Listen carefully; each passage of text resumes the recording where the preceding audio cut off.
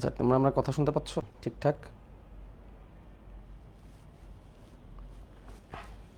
তোমরা আমার কথা ঠিকঠাক শুনতে পাচ্ছ কিনা আর আমাকে দেখতে পাচ্ছ কিনা একটু কুইকলি কমেন্টে জানায় দাও।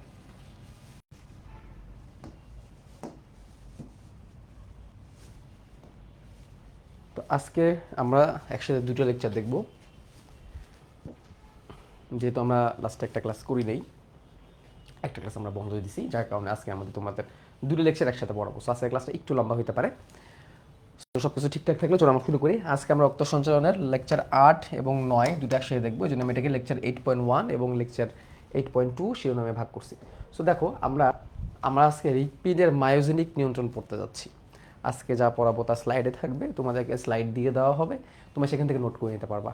অ্যান্ড মেন বই দাগানো তেমন আবশ্যিকতা নাই, কারণ আমরা তথ্যগুলো Alim sir, Majeda madam, Ajmal sir mix করে দিচ্ছি। সো তোমরা যে স্লাইডটা পাবা, সেই স্লাইড থেকে সুন্দর করে নিজেদের বই দাগায় নিতে পারবা, বইয়ের মধ্যে এক্সট্রা যে ইনফোগুলো আছে সেগুলো তুলে নিতে পারবা এবং নোট করে ফেলতে পারবা। আপাতত তোমরা যা পড়াচ্ছি সেটা ভালো করে বোঝো, নোট তোমরা পরে করে নিতে পারবা। ক্লাসের মধ্যে পড়া বোঝাটা সব থেকে গুরুত্বপূর্ণ, ঠিক আছে? তো দেখো, আমরা হৃৎপিণ্ডের মায়োজেনিক নিয়ন্ত্রণ নিয়ে পড়তে যাচ্ছি। হৃৎপিণ্ডের মায়োজেনিক নিয়ন্ত্রণ। তো এখন আমাদের স্লাইডে যেটা আছে এটা হচ্ছে একটা কনসেপ্ট। এখন আমরা স্লাইডে যেটা পাচ্ছি এটা পুরোপুরি হচ্ছে কনসেপ্ট। ওকে, এখন আমরা ক্লাসে যেটা পড়তেছি এটা হচ্ছে কনসেপ্ট। তো এখন আমরা কনসেপ্ট পড়তেছি। খেয়াল করো, মায়োজেনিক নিয়ন্ত্রণ শব্দটার মানে কি, মায়োজেনিক নিয়ন্ত্রণ অর্থটা কি, এটা আমরা একটু বোঝার চেষ্টা করি। খেয়াল করো, মায়ো মায়ো শব্দটা আসে মাসল থেকে। মায়ো শব্দটা আসে মাসেল থেকে, হ্যাঁ। যেমন আমরা দেখছি মায়োকার্ডিয়াম, হৃৎপিণ্ডের যে মেইন পেশি যেটা, সেটাকে আমরা মায়োকার্ডিয়াম বলি, হ্যাঁ। মায়োকার্ডিয়াম হৃৎপিণ্ডের প্রধান পেশি। Myo is derived from muscle. Okay, তাহলে মায়ো মানে হচ্ছে গ্রিক শব্দ যার অর্থ হচ্ছে পেশি বা মাসল, যার অর্থ হচ্ছে পেশি বা মাসল। আর জেনিক শব্দটা আসছে জেনেসিস থেকে, যার অর্থ হচ্ছে সৃষ্টি বা উৎপাদন। যেমন আমরা দেখছি বিভিন্ন জায়গায় জেনেসিস, জেনেসিস শব্দটা আমরা যেখানে দেখছি সেখানে দেখছি আমরা উৎপাদন টাইপের কোনো কিছুকে ইন্ডিকেট করছে। যখন কোনো জায়গায় কোনো কিছু তৈরি হয় তখন সেখানে জেনেসিস, জেনেসিস শব্দটা কিন্তু এখানে কি হয়েছে, ব্যবহৃত হয়েছে। তাহলে মায়োজেনিক অর্থাৎ মাসেল উৎপাদন না, মাসেল কর্তৃক উৎপাদন, অর্থাৎ মাসেল, মাসেল থেকে যদি কোনো কিছু তৈরি হয় সেটাকে মায়োজেনিক বলে। তাহলে মায়োজেনিক শব্দের অর্থে পেশি থেকে উৎপাদন বা পেশি নিজেই সংকোচন ঘটাতে সক্ষম। পেশি থেকে উৎপাদন, কি উৎপাদন? উৎপাদন হচ্ছে বিভব। কিসের বিভব? এটাকে বলা হয় অ্যাকশন পটেনশিয়াল। বিভব বলতে আসলে কাকে বোঝানো হয়েছে? বিভব বলতে বোঝানো হয়েছে অ্যাকশন পটেনশিয়ালকে। কাকে? Action potential, ACTION, potential, potential, action potential, action potential, হ্যাঁ। পেশি থেকে কি উৎপন্ন হচ্ছে? Action potential. What is action potential? Action পটেনশিয়ালকে বাংলায় বলা হয় হৃদ বিভব, পটেনশিয়াল এনার্জি, বিভব শক্তি। অর্থাৎ হৃৎপিণ্ড স্পন্দন হওয়ার জন্য যে শক্তিটা দরকার সেটা তৈরি হচ্ছে। অর্থাৎ হৃৎপিণ্ডের মাসেল, মাসেল কার্ডিয়াক মাসেল বা হৃৎপিণ্ড নিজেই নিজের উদ্দীপনা তৈরি করতে পারে। এটাকে বলা হয় মায়োজেনেসিস বা মায়োজেনিক নিয়ন্ত্রণ। হার্ট নিজের নিয়ন্ত্রণ, নিজের উদ্দীপনা নিজে তৈরি করতে পারে, এটাকে বলা হয় মায়োজেনিক নিয়ন্ত্রণ অফ দ্য হার্ট। উদাহরণ, মায়োজেনিক হার্ট, মায়োজেনিক হৃৎপিণ্ড। যেমন মানব হৃৎপিণ্ড যা নিজেই থেকেই সংকোচন ঘটাতে পারে, কোনো বাহ্যিক স্নায়বিক সংকেত প্রয়োজন হয় না। যেমন নিউরোজেনিক হার্ট আছে একটা, নিউরোজেনিক হার্ট। নিউরোজেনিক হার্ট কার? রুই মাছের। রুই মাছের যে নট রুই মাছ, ঘাসফড়িং, ঘাসফড়িংয়ের যে হৃৎপিণ্ড এটাকে বলে নিউরোজেনিক হৃৎপিণ্ড। কেন নিউরোজেনিক হৃৎপিণ্ড? আমরা দেখছি ঘাসফড়িংয়ের হৃৎপিণ্ড কয় প্রকোষ্ঠ বিশিষ্ট? ঘাসফড়িংয়ের হৃৎপিণ্ড কয় প্রকোষ্ঠ বিশিষ্ট? 7 প্রকোষ্ঠ বিশিষ্ট। এবং এটা অ্যালারি পেশিতে টান টান করা থাকে, তোমরা যারা ঘাসফড়িং পড়ছো তারা জানো। তো সেই হৃৎপিণ্ডের মধ্যে সংকোচন পোষণ করার ক্ষমতাটা কোথা থেকে আসে? হৃৎপিণ্ডের মধ্যে সেই সংকোচন পোষণ করার ক্ষমতাটা কিন্তু স্নায়ুর মাধ্যমে হয়। ঘাসফড়িংয়ের হৃৎপিণ্ডের পাশে কিছু গ্যাংলিয়ন থাকে, স্নায়ু জালক থাকে, যেগুলা ঘাসফড়িংয়ের হৃৎপিণ্ডকে সংকোচন পোষণ হইতে শক্তি দেয়। কিন্তু মানুষের ক্ষেত্রে তা না।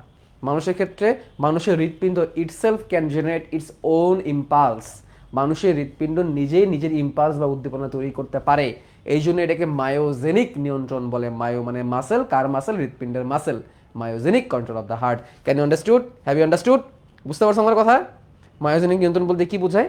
আচ্ছা, এই স্লাইডে যা আছে এগুলো হচ্ছে আমাদের কনসেপ্ট। সো এগুলো আমাদের নোট করার প্রয়োজন নেই, কোনো কিছুর প্রয়োজন নাই। তাহলে আমরা যেটুকু পড়লাম বুঝলাম। এবার আসো, হৃৎপিণ্ডের মায়োজেনিক নিয়ন্ত্রণটা কি? দেখো এইখানে একটা হার্টের ছবি আছে, হার্টটাকে কাটা হয়েছে, সেকশন করা হয়েছে, এবং এখানে সবুজ যেই সাইনটা আছে বা সবুজ যে জিনিসগুলো আছে এগুলা অ্যাকচুয়ালি কি, এগুলো হচ্ছে স্নায়ু, সেই বিশেষ জাংশনাল টিস্যু, বিশেষ কিছু টিস্যু, হার্টের বিশেষ কিছু কোষ নির্মিত টিস্যু, যেগুলো হার্টের মধ্যে এভাবে ছড়ায় থাকে সবুজ এরকম, যেটা হার্টের নিজের উদ্দীপনা নিজে তৈরি করে এবং সেটাকে ছড়ায় দিতে হেল্প করে। এটার প্রমাণটা কি? প্রমাণটা হচ্ছে দেখো, কোনো স্তন্যপায়ী প্রাণীর হৃৎপিণ্ড, যেমন মানুষের হৃৎপিণ্ড, তার দেহ থেকে বিচ্ছিন্ন করে অক্সিজেন সমৃদ্ধ দ্রবণে 37°C তাপমাত্রায় রেখে দিলে তাতে বাইরের কোনো উদ্দীপনা ছাড়াই বেশ কিছু সময় পর্যন্ত হার্টবিট চলতে থাকবে। তার মানে কি? মানে হচ্ছে আমাদের মানুষের হার্টটা আমরা যদি কেটে সেটাকে যদি একটা স্যালাইন পানির মধ্যে, এখানে একটা ব্যাপার আছে, স্যালাইন পানির মধ্যে রেখে দিই এবং সেটা যদি 37°, 35 থেকে 37° তাপমাত্রার মধ্যে আমরা রেখে দিই, তাহলে ওই হৃৎপিণ্ডটা অটোমেটিক, ঠিক আছে, অটোমেটিক বিট করবে। মানে বাইরের কোনো উদ্দীপনা লাগবেই না, বাইরের কোনো কিচ্ছু দরকার পড়বে না, অটোমেটিক একটা কাটা হার্ট অটোমেটিক বিট করবে। এই ক্লাসটা করলে কি আগের ক্লাসটা না, আগের ক্লাসের কোনো প্রয়োজন নেই। প্রকৃতপক্ষে হৃৎপিণ্ডের প্রাচীরে বেশ কিছু রূপান্তরিত হৃৎপেশি মায়োজেনিক প্রকৃতির জন্য দায়ী। তার মানে কি, আমাদের হৃৎপিণ্ডের যে পেশি, কার্ডিয়াক মাসেল, সেখান থেকে কিছু রূপান্তরিত পেশি আছে, কিছু পেশি আছে স্পেশালাইজড, এটাকে স্পেশালাইজড স্পেশালাইজড এদেরকে স্পেশালাইজড টিস্যু ডাকা হয়, স্পেশাল টিস্যু, এরা বিশেষভাবে রূপান্তরিত টিস্যু, স্পেশালাইজড টিস্যু তারা, ঠিক আছে। হৃৎপিণ্ডের এই বিশেষ ধরনের পেশিগুলোকে সম্মিলিত হয়ে সংযোগী টিস্যু বা জাংশনাল টিস্যু বলা হয়। এগুলোকে তাহলে জাংশনাল টিস্যু বলে। তাহলে কি বলা হয়? এদেরকে জাংশনাল টিস্যু বলা হয়, সংযোগ টিস্যু বা জাংশনাল টিস্যু। এরা জাংশন তৈরি করতেছে। জাংশন মানে কি? জাংশন মানে মিলিত করতেছে। যেমন এই জায়গাটায় দেখো, এই জায়গাটায়, তারপরে এই জায়গাটায় অনেকগুলা টিস্যু এসে মিলিত হয়েছে এরকম বিশেষ প্রকৃতির, এই জন্য এগুলোকে জাংশনাল টিস্যু বলতেছে, ঠিক আছে। এগুলোকে কি বলতেছে? জাংশনাল টিস্যু বলে ডাকতেছে। তাহলে জাংশনাল টিস্যু কি?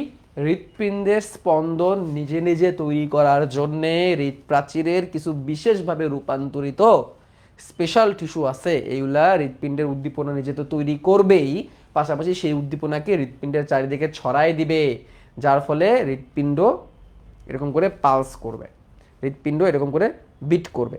এটাকে বলা হয় জাংশনাল টিস্যু। তাহলে এই উদ্দীপনাটা কোন জায়গা থেকে তৈরি হয়? উদ্দীপনাটা তৈরি হয় ঠিক এই জায়গা থেকে। খেয়াল করো, এটা একটা কারেন্টের মতো, ইলেকট্রিক সিগন্যালের মতো, যে এখান থেকে তৈরি হয়। এই জায়গাটার নাম হচ্ছে সাইনো অ্যাট্রিয়াল নোড, এখান থেকে উদ্দীপনাটা তৈরি হয়। তারপর দেখো, এটা হচ্ছে অ্যাট্রিয়াম আর ভেন্ট্রিকুলার সংযোগ স্থানের একটা জায়গা, এখানে আছে অ্যাট্রিও ভেন্ট্রিকুলার নোড। তারপর এখানে একটা বান্ডেল আছে, এটাকে বলে বান্ডেল অফ হিজ। তারপর দেখো, এই বান্ডেল অফ হিজের দুটো ব্রাঞ্চ তৈরি হয় এবং দুই হৃৎপিণ্ডের প্রাচীরের ভেন্ট্রিকুলার প্রাচীরে ছড়ায় যায়, ঠিক আছে। এইগুলো হচ্ছে জাংশনাল টিস্যু। আবার দেখো, এটা তো ডান এট্রিয়ামে, বাম এট্রিয়ামে একটা ব্রাঞ্চ চলে যায়, যেটা বাম এট্রিয়ামও সংকোচন প্রসারণ হইতে পারে। তাহলে ব্যাপারটা কেমন? ধরো তোমার কাছে ধরো একটা অ্যানোড আর ক্যাথোড আমি দেখাই। ধরো যে অ্যানোড আর ক্যাথোডের ব্যাপার তোমাদের দেখাই। ধরো এটা হচ্ছে, ধরো দুইটা বিদ্যুৎ তরঙ্গ উৎপাদন করতে পারে এরকম দুইটা, বা আমি অন্য কলম দিয়ে দেখাই, দুইটা একই গেল থেকে। এই যে দেখো, এটা ধরো দুটা ইলেকট্রিক সিগন্যাল, হ্যাঁ, বা ইলেকট্রিক দুটো তার, অ্যানোডের ক্যাথোড। আমি যদি এইভাবে করে ধরি, তাহলে কি হবে? কারেন্টে একটা শক লাগবে, বা একটা ধরলেও কিন্তু কারেন্টের শক লাগতে পারে যদি সেই ব্যক্তিটা ভূমিতে স্পর্শ করে থাকে, ঠিক আছে। তাহলে আমি যদি এইখানে ধরি একটা করে, তাহলে এখানে একটা আর্থিং তৈরি হবে এবং এখানে একটা উদ্দীপনা তৈরি হবে, এবং এই উদ্দীপনার ফলে এখানে একটা কী তৈরি হবে? একটা বৈদ্যুতিক বিভব তৈরি হবে, একটা বৈদ্যুতিক বিভব তৈরি হবে। তো এই বৈদ্যুতিক বিভবের কারণে আমি এটাকে কি কালার দিতে পারি? এখানে একটা বৈদ্যুতিক বিভব তৈরি হবে, এবং এই বৈদ্যুতিক বিভবের ফলে যখন ওই জায়গাটায় আমি উদ্দীপনাটা তৈরি করতে পারবো, ঠিক তখনই এই সংক্রান্ত এতটুকু জায়গা, অর্থাৎ পুরো অ্যাট্রিয়ামটা কি হবে? অ্যাট্রিয়ামটা সংকোচন হওয়া শুরু করবে, পুরো অ্যাট্রিয়ামটা সংকোচন হওয়া শুরু করবে।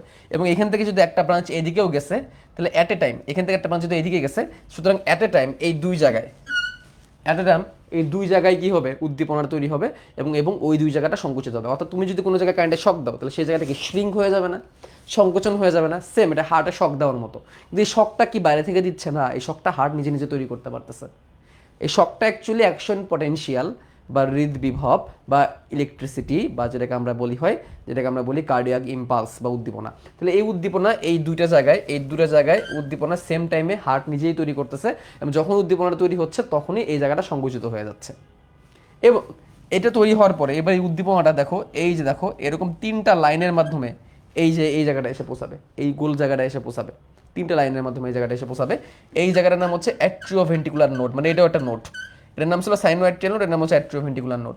সেখান থেকে এটা এইভাবে চলে যাবে, বান্ডেল অফ হিজে যাবে, এখানে বান্ডেল আছে, বান্ডেল অফ হিজ বান্ডেল, এবং সেখান থেকে এটা দুটা ভাগে ভাগ হয়ে পার্কিনসে তন্তুর মাধ্যমে ভেন্ট্রিকুলে ছড়া যাবে। অর্থাৎ যে দিক থেকে উদ্দীপনাটা যাবে সেই জায়গাটাই সংকোচন হতে থাকবে। তাহলে দেখো এখান থেকে উদ্দীপনা শুরু হলো, সেটা এই পর্যন্ত গেল। তো যখন এইখানে থাকবে তখন এই জায়গাটা সংকুচিত হবে, এবং এখানে যখন ছড়ায় যাবে তখন পুরো ভেন্ট্রিকল সংকুচিত হবে। এভাবেই একটা উদ্দীপনা অ্যাট্রিয়াম থেকে ভেন্ট্রিকুলের দিকে চলে যাবে, এবং হার্টবিটটা এইভাবে হতে থাকবে। এমন কিন্তু না যে হার্ট দুটো একসাথে বিট করে, এরকম কিন্তু না। ব্যাপারটা কিন্তু এরকম না, হ্যাঁ, ব্যাপারটা মোটেও এরকম না যে দুটো একসাথে হবে, এর ব্যাপারটা এরকম এরকম।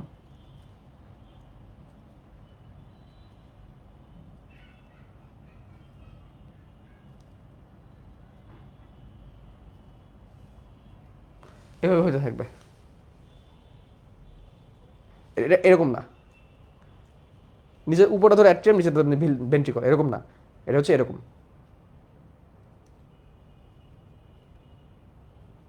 হার্ট এইভাবে বিট করে, ঠিক আছে, হার্ট এইভাবে বিট করতে থাকে। তো এইটার নিয়ন্ত্রণটা কিন্তু এইভাবে হচ্ছে, এইভাবে কিন্তু নিয়ন্ত্রণটা হচ্ছে। আচ্ছা, তোমরা কি জানতা না স্যার ক্লাস হবে? ওকে, আসো তাহলে এখন আমরা দেখবো যে এই জিনিসগুলোর নাম কি। দেখো এই জিনিসগুলো আমরা নাম দেখার চেষ্টা করবো, খেয়াল করো। এইখান থেকে উদ্দীপনা তৈরি হবে, এখান থেকে উদ্দীপনা তৈরি হবে। তো এই জায়গাটার বিশেষ নাম জানতেই হবে। এই জায়গাটার নাম হচ্ছে সাইনো অ্যাট্রিয়াল নোড, SAN। এই জায়গাটার নাম হচ্ছে সাইনো অ্যাট্রিয়াল নোড বা SAN, সাইনো অ্যাট্রিয়াল নোড বা SAN, সাইনো অ্যাট্রিয়াল নোড বা SAN। তারপর দেখো এই জায়গাটার নাম AVN, অ্যাট্রিওভেন্টিকুলার নোড, অ্যাট্রিওভেন্টিকুলার নোড বা AVN, অ্যাট্রিওভেন্টিকুলার নোড বা AVN। এটাকে আমি একটু মুছে দিই, মুছে আমি পিঙ্ক কালার দিয়ে লিখি। এটা ছিল SAN, এটার নাম হচ্ছে AVN। তারপর দেখো এখানে একটা বান্ডেলের মতো তৈরি হয়েছে, হ্যাঁ, এই বান্ডেলের মতো তৈরি হয়েছে। তো এটার নাম হচ্ছে বান্ডেল অফ হিজ বা his bundle. Sir William his এটাকে আবিষ্কার করছেন। তো এটার নাম হচ্ছে বান্ডেল অফ হিজ বা his bundle, bundle of his বা হিজ বান্ডেল। এই হিজ বান্ডেল থেকে বান্ডেল অফ হিজের দুটো শাখা বের হবে, একটা হচ্ছে ডান শাখা আর একটা হচ্ছে বাম শাখা। তাহলে এটা হবে লেফট বা বাম বান্ডেল অফ হিজ, তাহলে bundle, left bundle branch, BRANCE, branch, branch, BRANCH, left bundle branch. আর এটা হবে রাইট বান্ডেল ব্রাঞ্চ, এটা হবে রাইট বান্ডেল, BUNDLE, ব্রাঞ্চ। এরপর দেখো এটা এরকম ছড়ায় গেছে, দেখো এভাবে ছড়ায় গেছে, লুক, এই যে এরকম ছড়ায় গেছে, কোথায় ভেন্ট্রিকুলার দিকে ছড়ায় গেছে। এগুলো ছড়াইছে কিসের মাধ্যমে? পারকিনজি তন্তুর মাধ্যমে। তাহলে এগুলোর নাম হবে পারকিনজি তন্তু, পারকিনজি ফাইবার, এগুলোর নাম হবে পারকিনজি ফাইবার বা পারকিনজি তন্তু, পারকিনজি ফাইবার বা পারকিনজি তন্তু। তাহলে এই হচ্ছে কার্ডিয়াক এগুলা, মানে এই হচ্ছে আমাদের যে ইম্পালসগুলো তৈরি হয় সেগুলা, মানে জাংশনাল টিস্যুগুলা। তাহলে এখানে নামগুলো তুমি একটু খেয়াল করে দেখো, sinoatrial node, atrioventricular node, bundle of His, bundle হিজের ডান ও বাম শাখা, এবং পারকিনজি তন্তু। পারকিনজি তন্তুর মাধ্যমে ভেন্ট্রিকুলার চারিদিকে ছড়ায় যায়। পারকিনজি তন্তুর মধ্যে কি হয়? ভেন্ট্রিকুলার চারিদিকে উদ্দীপনাটা কিন্তু ছড়ায় যায়। ওকে, এখন শুধু তো এটুকু জানলে চলবে না ভাইয়া, এই চিত্র আঁকানো শিখতে হবে। শুধু এটুকু জানলে চলবে না, আমাদের এই চিত্রটা আঁকানো শিখতে হবে। তাহলে চলো আমরা এই চিত্রটা শর্টকাটে কীভাবে আঁকাই ফেলবো সেটা চলো আমরা একটু দেখে নিই। শর্ট আমরা চিত্রটা কীভাবে আঁকাবো, লুক, জাস্ট এইভাবে সেম টু সেম আঁকাই দিলেই হয়ে যাবে। তাহলে এখানে আমাদের এইভাবে একটা গঠন আঁকাইতে হবে, এই দূরে অ্যাট্রিয়াম বোঝানোর জন্যে, দূরে অ্যাট্রিয়া বুঝাইলে এইভাবে করে তোমার ভেন্ট্রিকলটা বুঝাই দিলা, ঠিক আছে?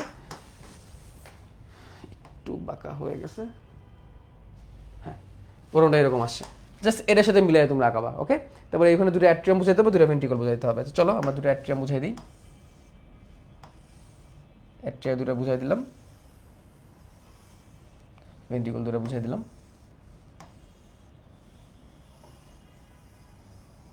ভেন্ট্রিকল, অ্যাট্রিয়া ভেন্ট্রিকল দিলে দেখাই দিলাম, অ্যাট্রিয়াম ওডান, ভেন্ট্রিকল ওডান, মানে কপাটিকা আছে, বাইকাসপিড, ট্রাইকাসপিড, কপাটিকা আছে।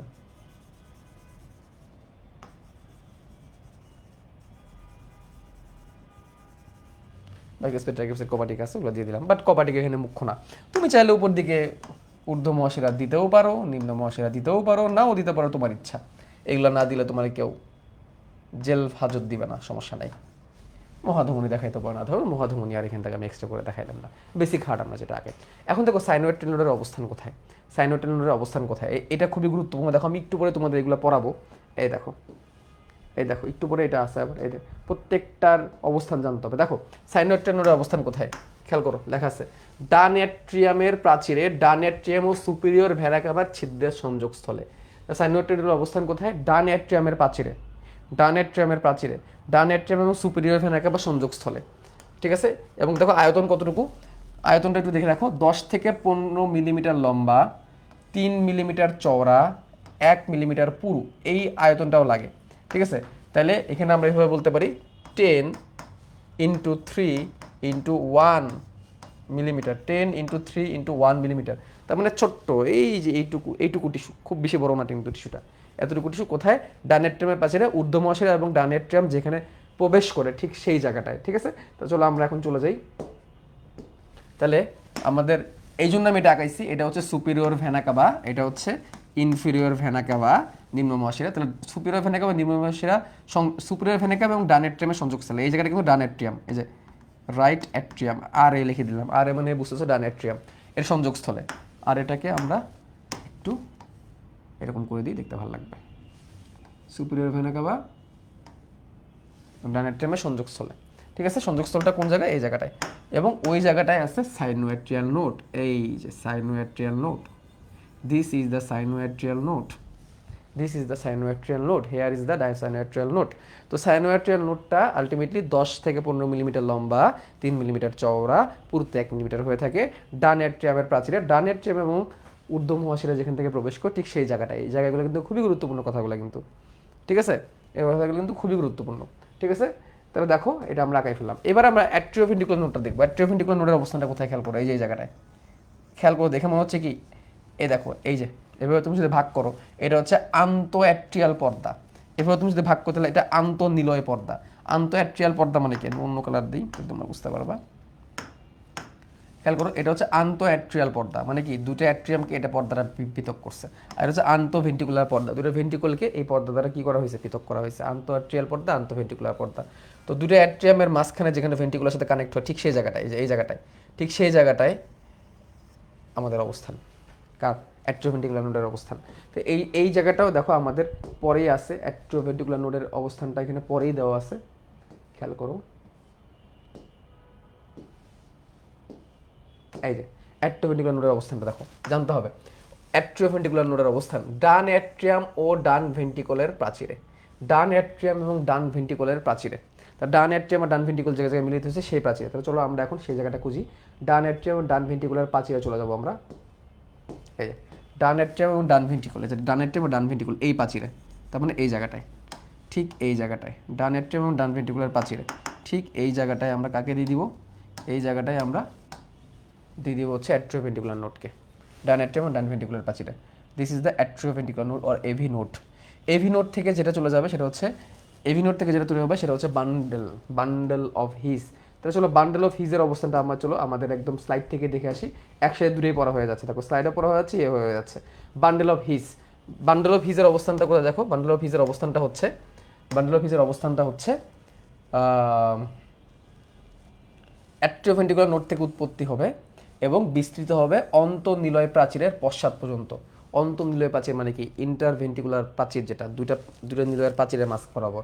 তাহলে অ্যাট্রিওভেন্ট্রিকুলার নোড থেকে উৎপন্ন হবে, অ্যাট্রিওভেন্ট্রিকুলার নোড থেকে উৎপন্ন হবে এবং অন্তঃনিলয় প্রাচীর পর্যন্ত বিস্তৃত থাকবে, ঠিক আছে। তার মানে ধরো এই পর্যন্ত অন্তঃনিলয় প্রাচীর, ধরো এই পর্যন্ত আছে, এই যে এইটুকু জায়গা, এই যে এইটুকু,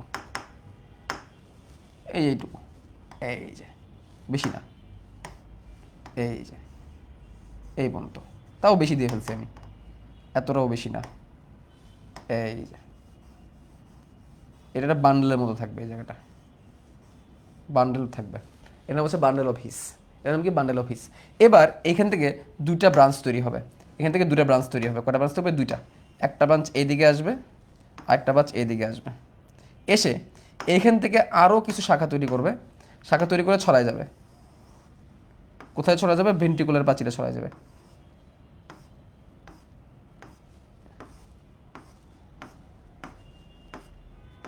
এভাবে ভেন্ট্রিকুলার প্রাচীরে চলে যাবে, এগুলোর নাম হবে পার্কিনজি তন্তু। এটা একদম পুরো ভেন্ট্রিকুলার প্রাচীরে উদ্দীপনাটাকে ছড়াই দিবে, এর নাম হচ্ছে পার্কিনজি তন্তু। এই হচ্ছে জাংশনাল টিস্যু। এখন দেখো এইখান থেকে এখানে আসার জন্য তোমাকে তিনটা শাখার ব্যবহার করতে হবে। দেখো তিনটা শাখা, এই যে এভাবে করে তিনটা শাখা তোমাকে ব্যবহার করতে হবে। আরেকটা ছবি দেখাই, দেখো এই যে এইভাবে এইভাবে এবং এইভাবে তিনটা শাখা তোমাকে এখানে তৈরি করতে হবে। তো সেটা তুমি তৈরি করে দাও, এইভাবে একটা দাও, এইভাবে একটা দাও এবং এইভাবে একটা দাও। ঠিক তেমনি এখানে আরেকটা শাখা যাবে, এখানে আরেকটা শাখা যাবে যাতে করে এই অ্যাট্রিয়ামটা সংকুচিত হতে পারে, কারণ এখানে কি কিছু যায় নাই। তার মানে এটা যখন সংকুচিত হবে তোর সাথে সাথে এটাও সংকুচিত হবে। তো এই হচ্ছে আমার পুরো জাংশনাল টিস্যুর চিত্র। আমরা কি এটুকু আগাইতে পারবো না? বলতো আমরা কি এটুকু আগাইতে পারবো না? এটুক তো আমাদের পারা উচিত। আমরা যদি হার্টের চিত্র আঁকাইতে পারি তাহলে এটা আঁকানো আমাদের জন্য কোনো বিষয় না, এটা একদমই সহজ। ঠিক আছে, বায়োলজি আসলেই সহজ, খালি জাস্ট বিশ্বাস রাখো যে সহজ, তাহলেই হয়ে যাবে। ভাই আপনি অনেক ভালো ড্রয়িং করতে পারেন, থ্যাংক ইউ ভেরি মাচ। তুমি চাইলে তুমিও পারবা। ভাই আগের 3টা ক্লাস মিস করছি, তাহলে কি শুধু লেকচার শিট কভার? আগের ক্লাসগুলো করো, আর আজকেরটা তো অবশ্যই করবা। এক্সামে এটা আগাইতে হবে, ইয়েস, এক্সামে জাংশনাল টিস্যুর বর্ণনা আসে। এখন চলো আমাদের বর্ণনা লিখে ফেলি, তাহলে তাহলে এইটার নাম হচ্ছে সাইনোঅ্যাট্রিয়াল নোড, এটার নাম হবে সাইনোঅ্যাট্রিয়াল নোড, এটার নাম হবে অ্যাট্রিওভেন্ট্রিকুলার নোড, তারপরে এটার নাম হবে বান্ডেল অফ হিস বা His bundle, bundle of His বা হিস বান্ডেল। তারপরে এটা হচ্ছে left or right branch of the bundle of হিজের ব্রাঞ্চ, এবং এগুলোর নাম হবে পার্কিনজি তন্তু, এগুলোর নাম হবে পার্কিনজি তন্তু। এখন সেগুলো আমরা লিখে ফেলবো। এটার নাম হবে সাইনোঅ্যাট্রিয়াল নোড বা SAN, এটার নাম হবে অ্যাট্রিওভেন্ট্রিকুলার নোড বা AVN, এটার নাম হবে হিজ বান্ডেল, শুধু লিখলাম হিজ বান্ডেল দেখেই বোঝা যাবে আসলে এটা bundle of his.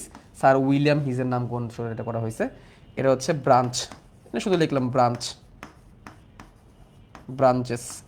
branches of the bundle of his, and this is the Purkinje fiber.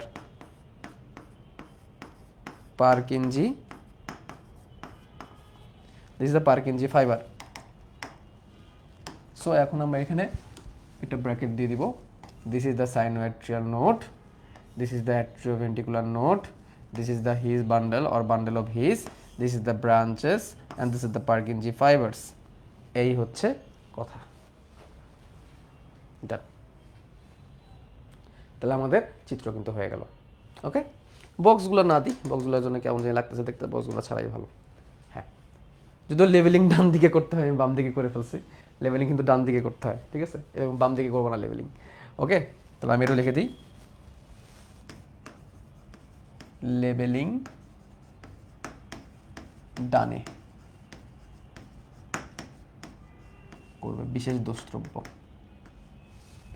আচ্ছা, আরেকটা জিনিস দেখো, এখন আমাদের এই যে জায়গাটা সাইনোঅ্যাট্রিয়াল নোড, এই সাইনোঅ্যাট্রিয়াল নোডটা একটি কোথায় অবস্থান?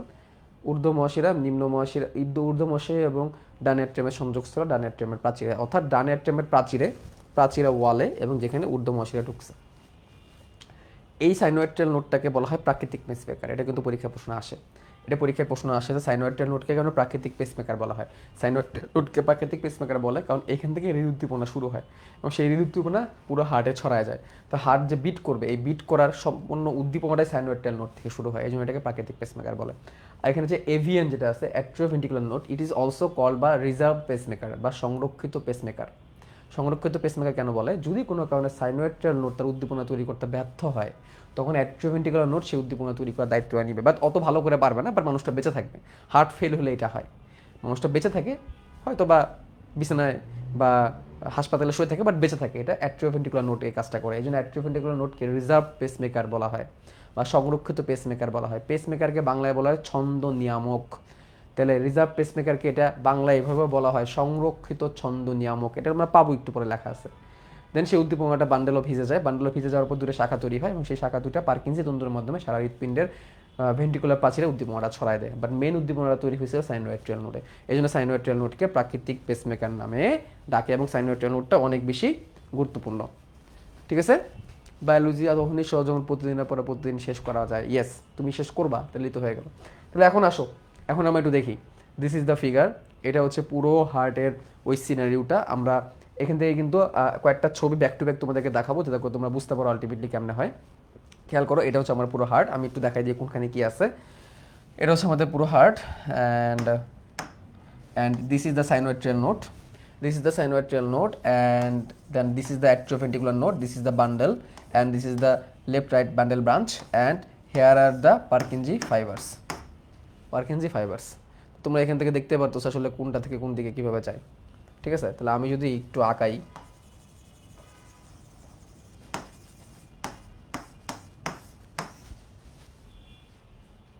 দেখতে পারবো এখন কেমনি কি হচ্ছে। ঠিক এইভাবে উদ্দীপনাগুলো ছড়ায় যায়। ঠিক আছে, আরেকবার দেখাই।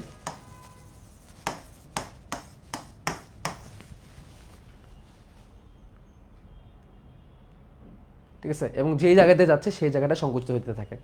ঠিক আছে, তাহলে এটা হচ্ছে সাইনোয়াইট্রিয়াল নোড। এখন চলো পরের ইমেজ আমরা যাই। এখানে তীর চিহ্ন দিচ্ছে, অ্যাকচুয়ালি এই জায়গাটা হচ্ছে সাইনোয়াইট্রিয়াল নোড। যে জায়গাটা তীর চিহ্ন দেওয়া, খেয়াল করো, যে জায়গাটা তীর চিহ্ন দেওয়া এই জায়গাটা ইন্ডিকেট করছে সাইনোয়াইট্রিয়াল নোড। অ্যান্ড ইট সাইনোয়াইট্রিয়াল নোড ডিপোলারাইজ, এটা 100 থেকে 60 থেকে 100 টাইমস পার মিনিটে হার্টকে বিট করার ক্ষমতা দান করে। ইংলিশ লেখা যেগুলো দরকার নেই, খালি এইটুকুই জেনে রাখো, এটা হার্টকে 60 থেকে 100 বিট পার মিনিট তৈরি করার ক্ষমতা দেয়। অর্থাৎ আমাদের নর্মাল থেকে আমরা যখন একটু বেশি কার্যক্রম করি সেই সময় আমাদের হার্টবিট 120, 140, 160 পর্যন্ত যাইতে পারে। আর নর্মালি আমরা ঘুমায় বা বিশ্রাম করে থাকলে 60 হয়, আর যখন একটু হালকা একটু কার্যক্রম থেকে তখন 100, 110 পর্যন্ত যায়। এই পুরো কার্যক্রমটাই সাইনোয়াইট্রিয়াল নোড তৈরি করতে পারে, কারণ সে যে উদ্দীপনাটা তৈরি করবে, উদ্দীপনা মানে কি কারেন্ট, এই যে ডিপোলারাইজ অর্থাৎ অ্যাকশন পোটেনশিয়াল তৈরি করা, কারেন্ট তৈরি করা সহজ বাংলায়, সেই কারেন্টটা হার্টকে 60 থেকে 100 বিট পার মিনিট তৈরি করার ক্ষমতা দান করে। ঠিক আছে,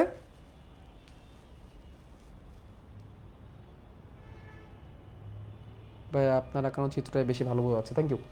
ঠিক তারপরে দেখো, এই যে এগুলো হচ্ছে ইন্টারনোডাল প্যাথওয়ে, এই যে তিনটা দেখো, এটা হচ্ছে আমার সাইনোয়াইট্রিয়াল নোড, এটা হচ্ছে আমার অ্যাট্রিওভেন্ট্রিকুলার নোড, দুটো নোড। কিন্তু এই অ্যাট্রিওভেন্ট্রিকুলার নোড পর্যন্ত উদ্দীপনা আসার জন্য এই যে তিনটা রাস্তা আমার আছে, আমরা আগেই বলছিলাম যে তিনটা রাস্তা আছে, তিনটা রাস্তা। এটাকে যদি আমি একটু অন্য কালার দিয়ে দেখাই তোমাদেরকে, দেন ইউ ক্যান আন্ডারস্ট্যান্ড।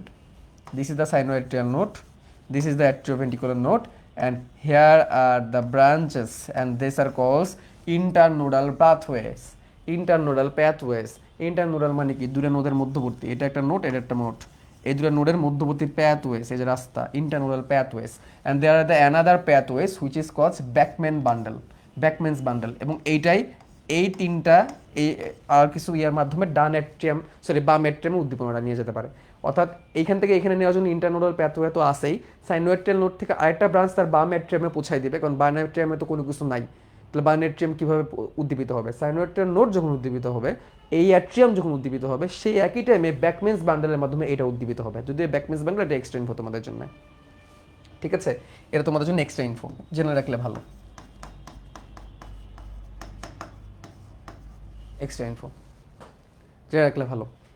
ওকে, দেন কি হবে দেখো, এই জায়গাটায় আসছে উদ্দীপনা, এই জায়গাটা অ্যাকচুয়ালি এভি বান্ডেল, এটাকে ব্যাকআপ পেসমেকার বলছে, ওই যে রিজার্ভ পেসমেকার বলছে এই জায়গাটাকে, আমরা আগে তোমাদের বলছি। This is the backup pacemaker which deployers 60 থেকে 40 বিটস পার মিনিট। এই যে এই জায়গাটা, এই যে জায়গাটা অ্যাট্রিওভেন্ট্রিকুলার নোড, এটাকে ব্যাকআপ পেসমেকার বা রিজার্ভ পেসমেকার বলছে, কারণ আমার যদি কোনো কারণে সাইনোয়াইট্রিয়াল নোড ডিফেক্ট হয়ে যায়, এই সাইনোয়াইট্রিয়াল নোড কোনো কারণে যদি কার্যক্ষমতা হারাই ফেলে, তখন এই অ্যাট্রিওভেন্ট্রিকুলার নোড রিজার্ভ পেসমেকার হিসেবে তখন দায়িত্ব পালন করবে।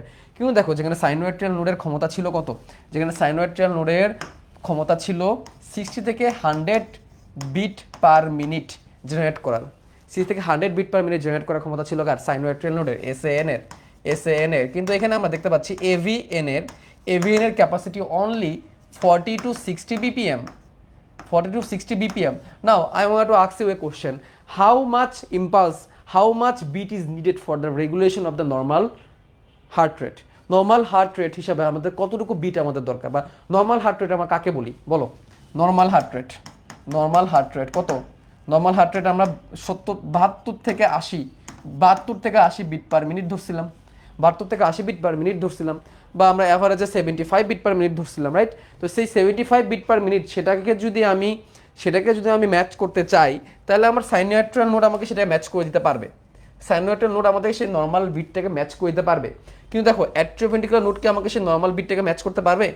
নর্মাল বিটটাকে কিন্তু ম্যাচ করতে পারবে না। অর্থাৎ atrioventricular node can generate impulse, sinoatrial node যেভাবে উদ্দীপনা তৈরি করতে পারে, অ্যাট্রিওভেন্ট্রিকুলার নোডও সেভাবে উদ্দীপনা তৈরি করতে পারে, কিন্তু তার উদ্দীপনা তৈরি করার ক্ষমতা, তার উদ্দীপনা তৈরি করার ক্ষমতা 40 থেকে 60 beat per minute isn't enough sufficient for the regulation of the whole body. আমাদের পুরো বডিকে রেগুলেট করার জন্য এই 40 থেকে 60 বিট এনাফ না, বাট সে মানুষটাকে বাঁচায় রাখবে, সে মানুষটাকে বাঁচায় রাখবে, এই জন্য মানুষটা বেঁচে থাকবে, মানুষটা বেঁচে থাকবে, কিন্তু ওইটাকে হার্ট ফেলের পেশেন্ট বলা হবে। So in that condition whenever the sinoatrial node is not working, at that moment the atrioventricular would take place the whole function of the heart, but that moment the patient will go through a massive heart failure condition। তার মানে কি, বাংলা যেটাকে বললে, যখন atrioventricular node দায়িত্ব নেবে তখন সাইনোয়াট্রিয়াল node বন্ধ, সাইনোয়াট্রিয়াল নোড বন্ধ থাকার কারণে অ্যাট্রিওভেন্ট্রিকুলার নোড পুরোপুরি দায়িত্বটা নিতে পারবে না, কারণ সে তার বিট তৈরি করতে পারে 60 থেকে 40।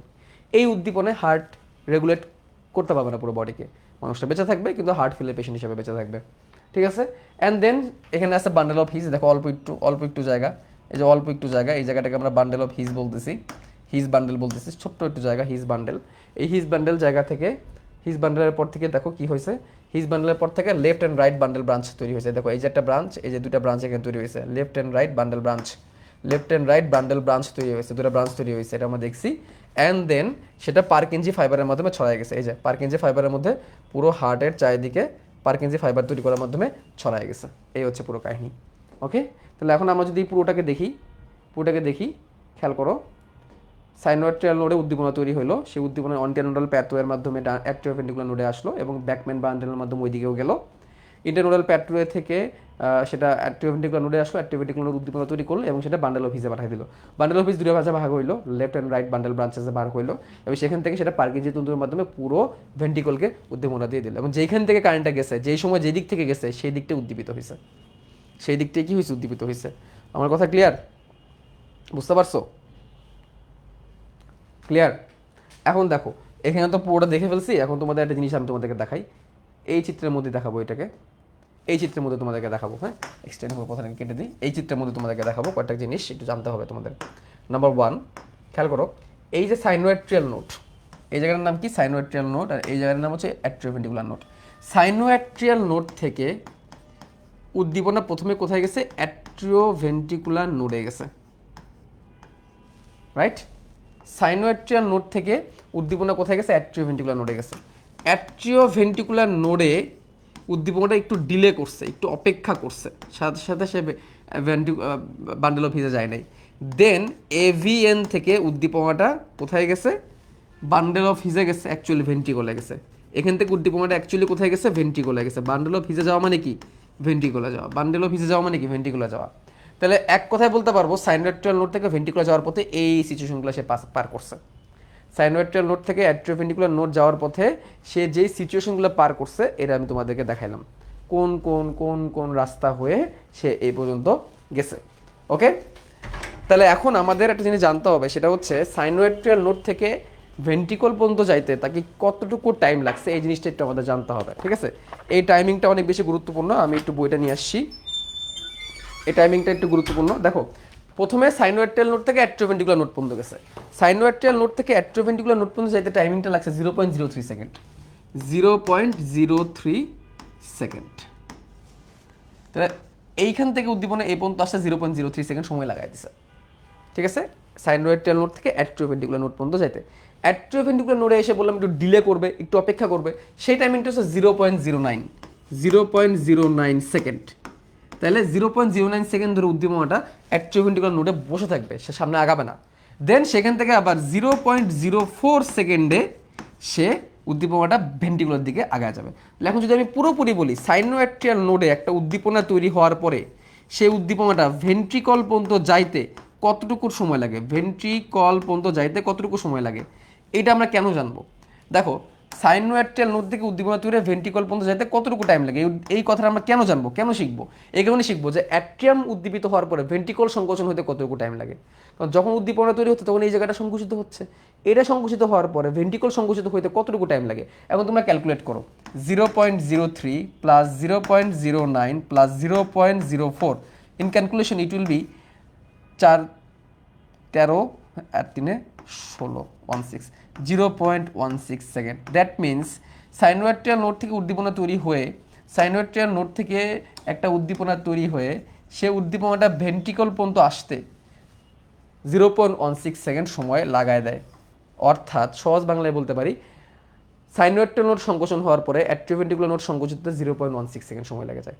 এখন তোমরা যদি একটু একটা জিনিস খেয়াল করো, অ্যাট্রিয়াল সিস্টোলের টাইমিং কতটুকু ছিল? 0.1 সেকেন্ড, রাইট? অ্যাট্রিয়াল সিস্টোলের টাইমিং কতটুকু ছিল? 0.1 সেকেন্ড। অ্যান্ড ভেন্ট্রিকুলার সিস্টোলের টাইমিং কত ছিল? 0.3 সেকেন্ড, রাইট? রাইট কি এটা তোমরা পড়ছিলাম এস এডি ভিএসভিডি, বা আমরা যদি ওইগুলাকেও লিখে ফেলি সাথে আগে অন্যগুলাকেও, যে ভেন্ট্রিকুলার সিস্টোলে লিখে ফেলছি ভেন্ট্রিকুলার সিস্টোল, এবং ডায়াস্টোলটা যদি আমি লিখে ফেলি, অ্যাট্রিয়াল ডায়াস্টোলার টাইম লাগছিল হচ্ছে 0.7 সেকেন্ড, আর ভেন্ট্রিকুলার ডায়াস্টোলার টাইম লাগছিল 0.5 সেকেন্ড। তো এগুলো আমাদের এখন আপাতত দরকার নেই, আমরা এইখানে একটু ফোকাস করি। Atrial systole 0.1 second, ventricular systole 0.3 second. That means আমার এখানে অ্যাট্রিয়াম থেকে ভেন্ট্রিকুলার উদ্দীপনা আসতে 0.16 সেকেন্ড সময় লাগছে। তাহলে আমরা এখানে বলতে পারি অ্যাট্রিয়া টু ভেন্ট্রিকলে যাইতে সময় লাগছে 0.16 সেকেন্ড। তার মানে আমরা এটা বলতে পারি অ্যাট্রিয়াম থেকে উদ্দীপনা ভেন্ট্রিকলে আসার আগেই অ্যাট্রিয়ামটা সংকোচন হয়ে যায়, এটা আমরা বলতে পারি।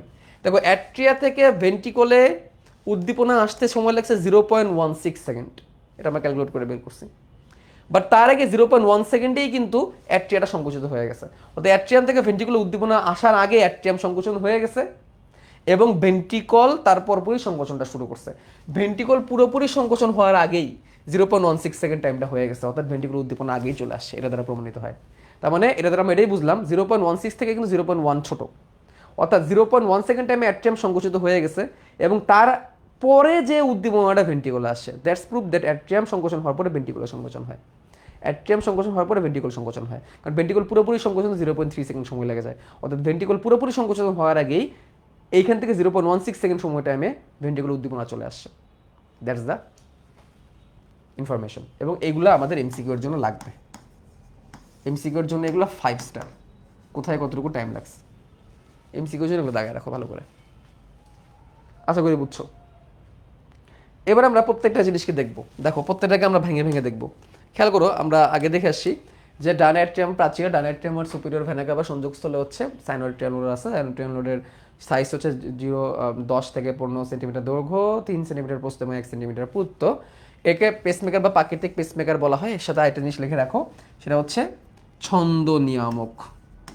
ছন্দ নিয়ামক, ছন্দ নিয়ামক বা প্রাকৃতিক ছন্দ নিয়ামকও বলা হয়। প্রাকৃতিক ছন্দ নিয়ামকে বলা হয়। ছন্দ মানে কি? বিট, আর নিয়ামক মানে হচ্ছে যে কন্ট্রোল করে। কাজ কি দেখো, এখানে লেখা আছে সাইনোয়াট্রিয়াল নোড থেকে সৃষ্ট একটি অ্যাকশন পটেনশিয়াল মানে কি উদ্দীপনা ইলেকট্রিক্যাল সিগন্যালের মাধ্যমে হার্টবিট শুরু হয়।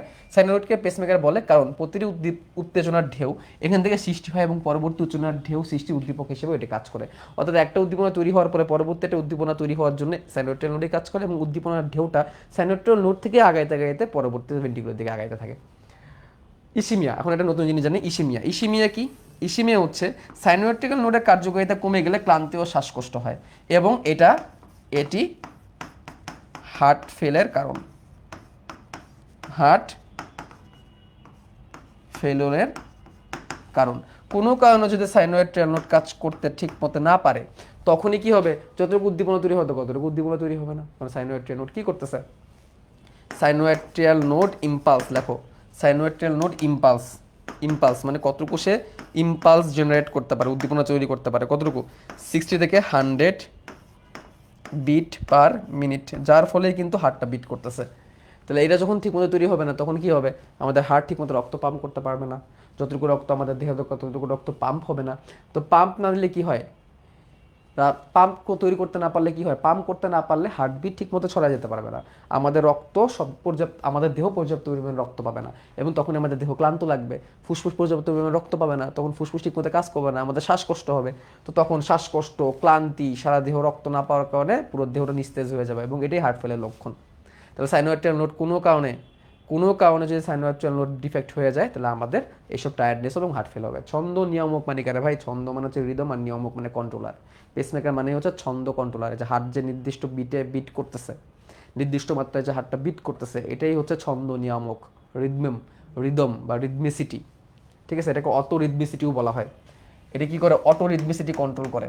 অটো রিদমেসিটি কন্ট্রোল করে। অটো রিদমেসিটি কন্ট্রোল করে। অটো রিদমিসিটি মানে কি? স্বয়ংক্রিয়ভাবে রিদম তৈরি হওয়া।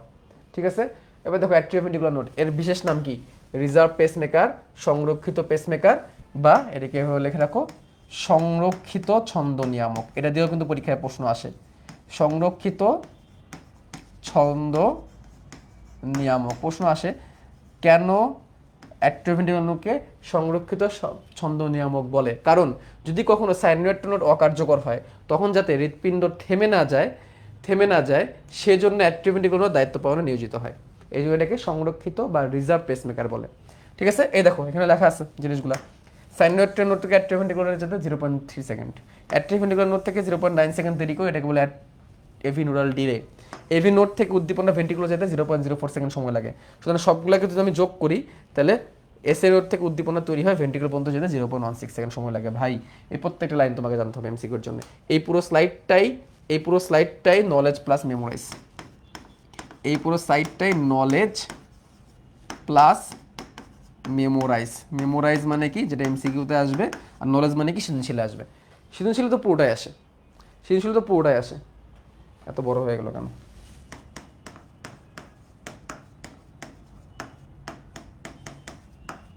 সৃজনশীলে পুরোটাই আসবে, প্রত্যেকটা বিবরণ আসবে, নলেজ প্লাস মেমোরাইজ। ওকে, এবার আসি দেখো বান্ডেল অফ হিস। এটা খুবই সহজ, আবিষ্কারক স্যার উইলিয়াম হিস। এর উৎপত্তি অ্যাট্রিওভেন্ট্রিকুলার নোট থেকে, বিস্তৃতি কোথায় আমরা দেখছি। এর দুটো শাখা আছে, ডান ও বাম শাখা, এবং এর কাজ কি? অ্যাট্রিওভেন্ট্রিকুলার নোট থেকে উদ্দীপনা পারকিনসি তন্তু পর্যন্ত নিয়ে যায়, যার ফলে ভেন্ট্রিকল উদ্দীপনা পৌঁছাতে পারে। এটা আমরা আগেই দেখছি, এগুলো সহজ, এটা অল্প জিনিস। তাহলে বান্ডেল অফ হিজের আবিষ্কারকে স্যার উইলিয়াম হিজ। ও কি করে? অ্যাট্রিওভেন্ট্রিকুলার নোট থেকে দুটো শাখা বের করে, এবং শাখাটা ভেন্ট্রিকলের পারকিনসি তন্তু পর্যন্ত উদ্দীপনা নিয়ে যায়। That's it.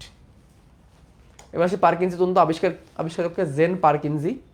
এই কি করে? বান্ডেল অফ হিস থেকে উদ্দীপনা ভেন্ট্রিকুলার পাঁচিলের পর্যন্ত নিয়ে যায়, এবং এর ফলে কি হয়? উদ্দীপনা সব থেকে দ্রুত গতিতে ভেন্ট্রিকুলার পাঁচিলে ছড়িয়ে যেতে পারে। তাহলে এর সিরিয়ালটা কি? Sinoatrial node, atrioventricular node, bundle of His, Purkinje fibre. এটা এমসিকিউতে আসে। এই সিরিয়ালটা এমসিকিউতে আসে। এমসিকিউতে এটা আসে আবিষ্কারককে, এই দুটো এমসিকিউতে আসে। তো এখান থেকে এমসিকিউতে আসে এর আবিষ্কারককে স্যার উইলিয়াম হিজ। এর কয়টা শাখা? দুইটা শাখা। আর এর কাজ কি? এটাও এমসিকিউতে মাঝে মাঝে আসে, খুব বেশি না, এটা অত বেশি আসে না, এই দুটোই বেশি আসে, এগুলো এমসিকিউতে আসে। আর যদি পুরো বর্ণনা আসে, তখন তোমাকে পুরো বর্ণনায় লিখতে হবে। যদি তোমার পুরো বর্ণনা আসে, সৃজনশীলের সিকিউতে কি আসে? সিকিউতে আসে হৃৎপিণ্ডের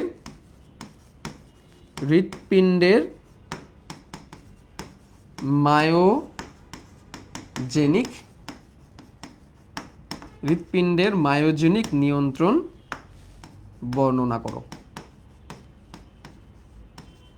হৃৎপিণ্ডের মায়োজেনিক নিয়ন্ত্রণ বর্ণনা করো, এইটাই সৃজনশীলে আসে প্রশ্ন। ঠিক আছে, অথবা সৃজনশীলে আরেকটা প্রশ্ন আসে, হৃৎপিণ্ডের বিশেষায়িত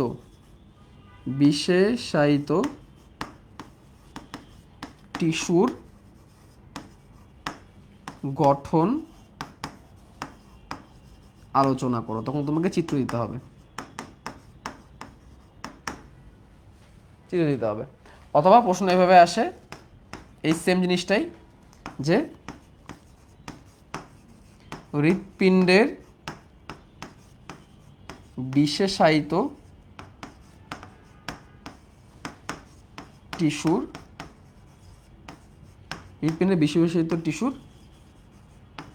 কার্যকলাপ বর্ণনা করো। এইগুলো আসবে সৃজনশীলের গ ঘতে, সি অথবা ডিতে, ডিআরসিতে। সিকিউ এর বিতে যেটা আসতে পারে, সেটা জেনে রাখো। সিকিউর বিতে আসবে সাইনোঅ্যাট্রিয়াল নোটকে কেন প্রাকৃতিক পেসমেকার বলে?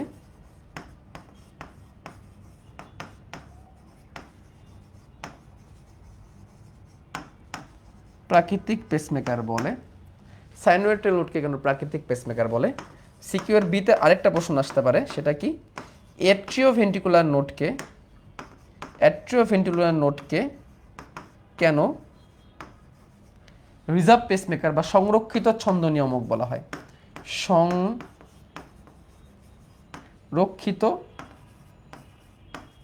ছন্দ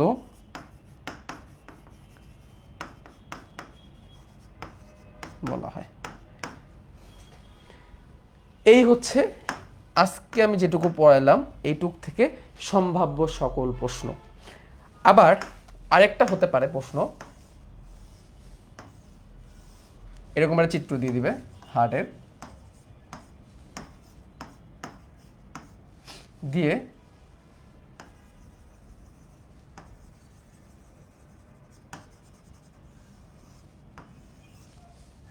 এরকম একটা গঠন দিয়ে দিতে পারে, দিয়ে প্রশ্ন লিখবে এখানে এ, এখানে বি, এখানে সি এবং এখানে ডি দিয়ে দিবে। দিয়ে বলবে এ কে কেন প্রাকৃতিক পেসমেকার বলা হয় বিতে, অথবা অনুধাবন একটা প্রশ্ন বলবে যে কেন বি কে সংরক্ষিত ছন্দ নিয়ামক বলা হয়। প্রয়োগে প্রশ্ন করতে পারে যে এই পুরো চিত্রটি পূর্ণ করে এবং বর্ণনা দাও।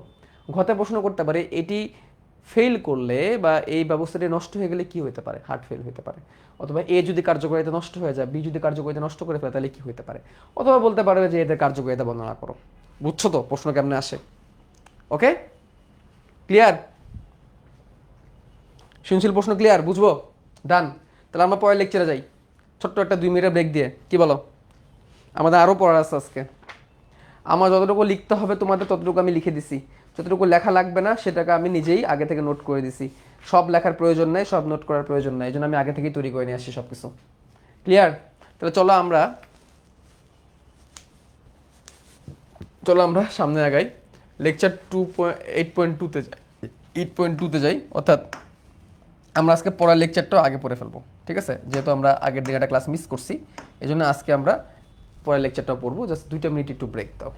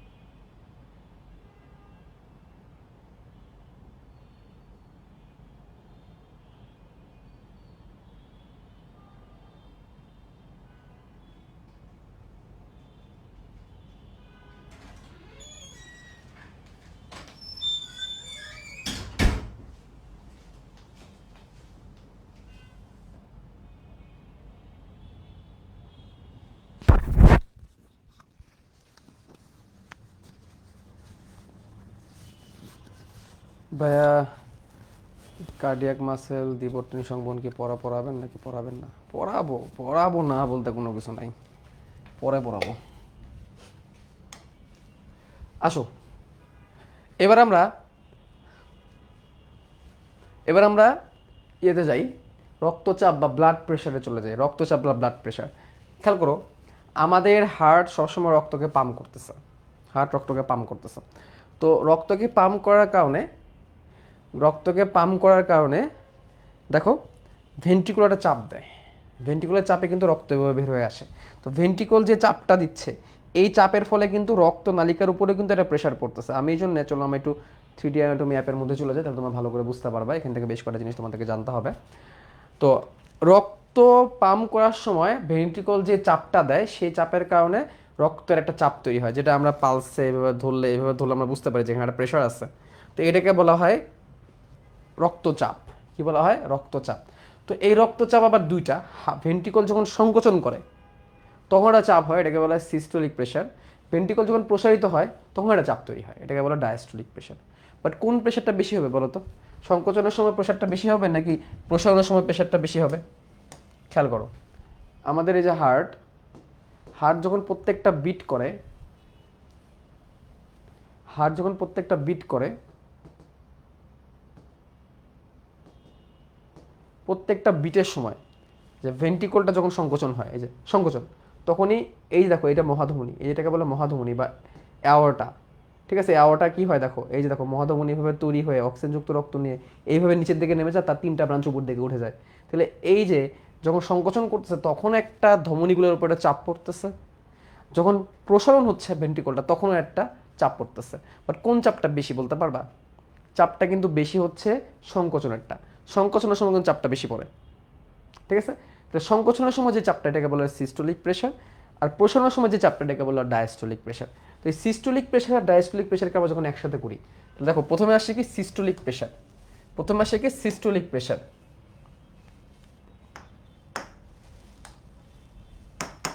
কি আসলো এটা?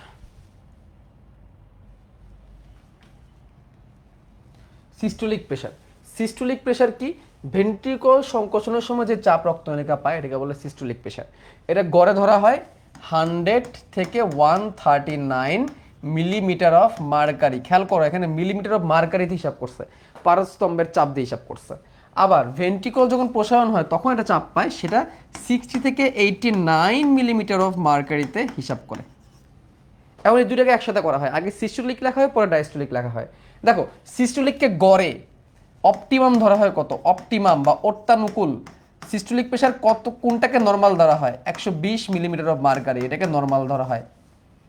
100 থেকে 140 পর্যন্ত থাকলে ওইটাকে সিস্টোলিকের চাপটা 100 থেকে 139 পর্যন্ত থাকে, বাট 120টা হচ্ছে নর্মাল ধরে। আর ডায়াস্টোলিকে 80 মিলিমিটার অফ মার্কারিকে নর্মাল ধরায়। এই দুটোকে যখন আমি পাশাপাশি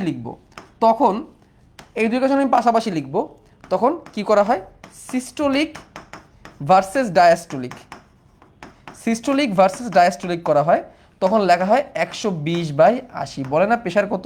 120/80, এটা এসে 120/80। আরেকটা আছে পালস প্রেশার। পালস প্রেশার কি? সিস্টোলিক মাইনাস ডায়াস্টোলিক, এটাকে বলা হয় pulse pressure, which is 40 millimetre of mercury. এটা হচ্ছে পালস প্রেশার, এটা কিন্তু পরীক্ষা আসে। সিস্টোলিক প্রেশার আর ডায়াস্টোলিক প্রেশারের মধ্যবর্তী যেটা, এটাকে বলা হয় পালস প্রেশার। আর রক্তচাপ মাপার যন্ত্রের নাম কি? এটা কিন্তু পরীক্ষা আসে। রক্তচাপ মাপার যন্ত্রের নাম হচ্ছে স্ফিগমোম্যানোমিটার। কি নাম? স্ফিগমোম্যানোমিটার।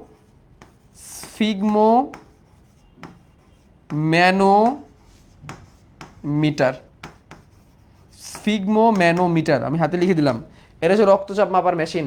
আমার অনেকে এটাকে বিপি মেশিন ডাকে, অ্যাকচুয়ালি এটার নাম বিপি মেশিন না, এটার নাম হচ্ছে স্ফিগমোম্যানোমিটার। যন্ত্রের নাম কি? স্ফিগমোম্যানোমিটার। এই নামটা আমাদের অবশ্যই ভালো করে জানতে হবে এবং বানান সহ জানতে হবে, এমসিকিউতে কিন্তু বানান সহ আসে। আচ্ছা, এবার আমরা সিস্টোলিক ভার্সেস ডায়াস্টোলিকটা আমরা কত দেখলাম? সিস্টোলিক ভার্সেস ডায়াস্টোলিক হচ্ছে 120/80, এটাকে আমরা নর্মাল প্রেশার হিসেবে ধরে থাকি। 120/80কে জটিলতা দেখো, আমরা আসলে উচ্চ রক্তচাপে। উচ্চ রক্তচাপের মধ্যে দেখো আসলে কি হয়, 120/80 এটা হচ্ছে নর্মাল, 120/80 এটা হচ্ছে নর্মাল, নর্মাল ব্লাড প্রেশার।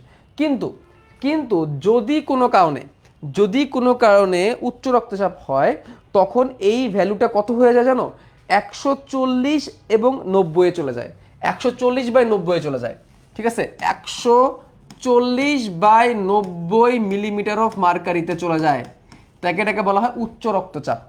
এটাকে কি বলা হয়, উচ্চ রক্তচাপ, বা এটাকে বলা হয় হাইপার টেনশন। এটাকে বলা হয় উচ্চ রক্তচাপ বা হাইপার টেনশন। এটাকে বলা হয় উচ্চ রক্তচাপ বা হাইপার টেনশন। এখানে মতান্তরে একটা কথা লেখা আছে, এটা যদি 130/90 এখানে চলে যায়, তাহলে সেটাকে বলা হয় উচ্চ রক্তচাপ। কারণ 120-এর থেকে 10 বাড়লো, 80 থেকে 90 10 বাড়লো, তাহলে এটাকে উচ্চ রক্তচাপ ধরা হয়ে থাকে। এটা তোমরা জেনে রাখো। এর ফলে কি কি হতে পারে, স্ট্রোক হইতে পারে, প্যারালাইসিস হইতে পারে, হার্ট অ্যাটাক হইতে পারে, হার্ট ফেলিওর হইতে পারে, অ্যানজাইনা হইতে পারে, এবং দৃষ্টিশক্তিতে সমস্যা হইতে পারে। এগুলো আমরা এমসিকিউর জন্য পড়বো, এগুলো সবই আমরা এমসিকিউর জন্য পড়বো, এগুলো সবই আমরা এমসিকিউর জন্য পড়বো। তাহলে কি কি সমস্যা হইতে পারে, স্ট্রোক হইতে পারে, অধিক রক্তচাপের কারণে রক্তনলী ছিঁড়ে যেতে পারে, রক্তনলী ছিঁড়ে যে রক্তক্ষরণ হইতে পারে সারা দেহের মধ্যে, ব্রেনে যদি হয় তাহলে সেটা স্ট্রোক। প্যারালাইসিস হইতে পারে, ব্রেনে স্ট্রোক করে একটা সাইড প্যারালাইসিস হয়ে যেতে পারে মানুষের। হার্ট অ্যাটাক হইতে পারে, হার্টে এরকম রক্তক্ষরণ হলে হার্ট অ্যাটাক হবে, হার্ট ফেল হয়ে যেতে পারে। অ্যানজাইনা, অ্যানজাইনা মানে কি, অ্যানজাইনা মানে বুকে ব্যথা। অ্যানজাইনা মানে কি, অ্যানজাইনা মানে হচ্ছে বুকে ব্যথা, অ্যানজাইনা মানে হচ্ছে বুকে ব্যথা হইতে পারে। দৃষ্টিশক্তিতে সমস্যা হইতে পারে মানুষের। ঠিক আছে, এর প্রতিরোধে তুমি কি করবা, এর প্রতিরোধে তুমি হচ্ছে রক্তচাপ নিয়ন্ত্রণ করতে পারো। ঠিক আছে, নিয়মিত ব্যায়াম করতে পারো, তোমাকে নিয়মিত ব্যায়াম করতে হবে। তারপরে কোলেস্টেরল জাতীয় খাবার পরিহার করতে হবে, কোলেস্টেরল ও ফ্যাটি খাবার পরিহার করতে হবে, কোলেস্টেরল এবং ফ্যাট জাতীয়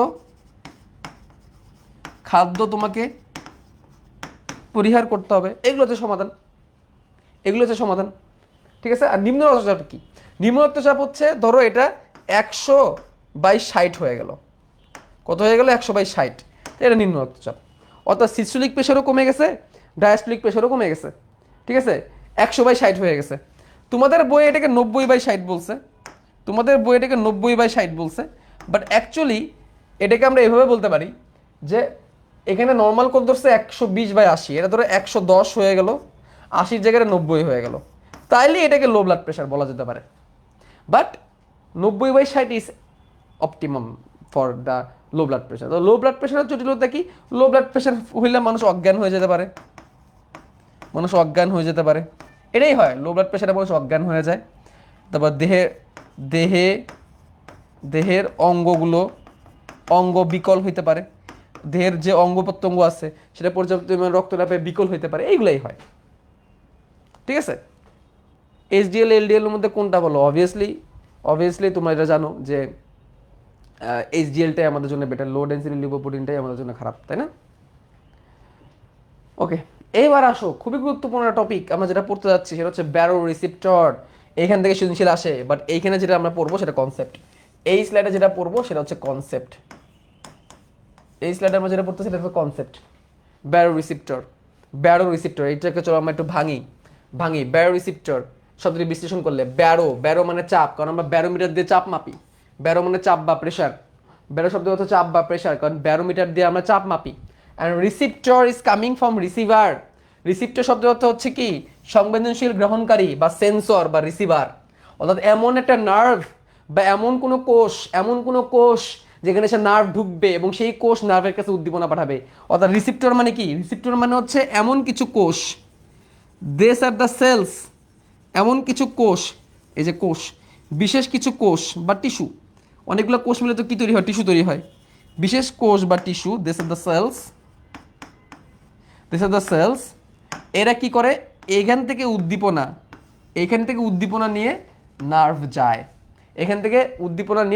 যায়, তাহলে এটা হচ্ছে একটা নার্ভ, ধরো এটা হচ্ছে এক্স বা X1 নার্ভ, অনেক্স নার্ভ, বা অর্থাৎ নবম অথবা দশম ক্রেনিয়াল নার্ভ।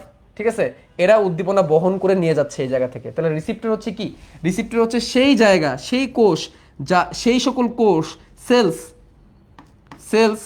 দোজ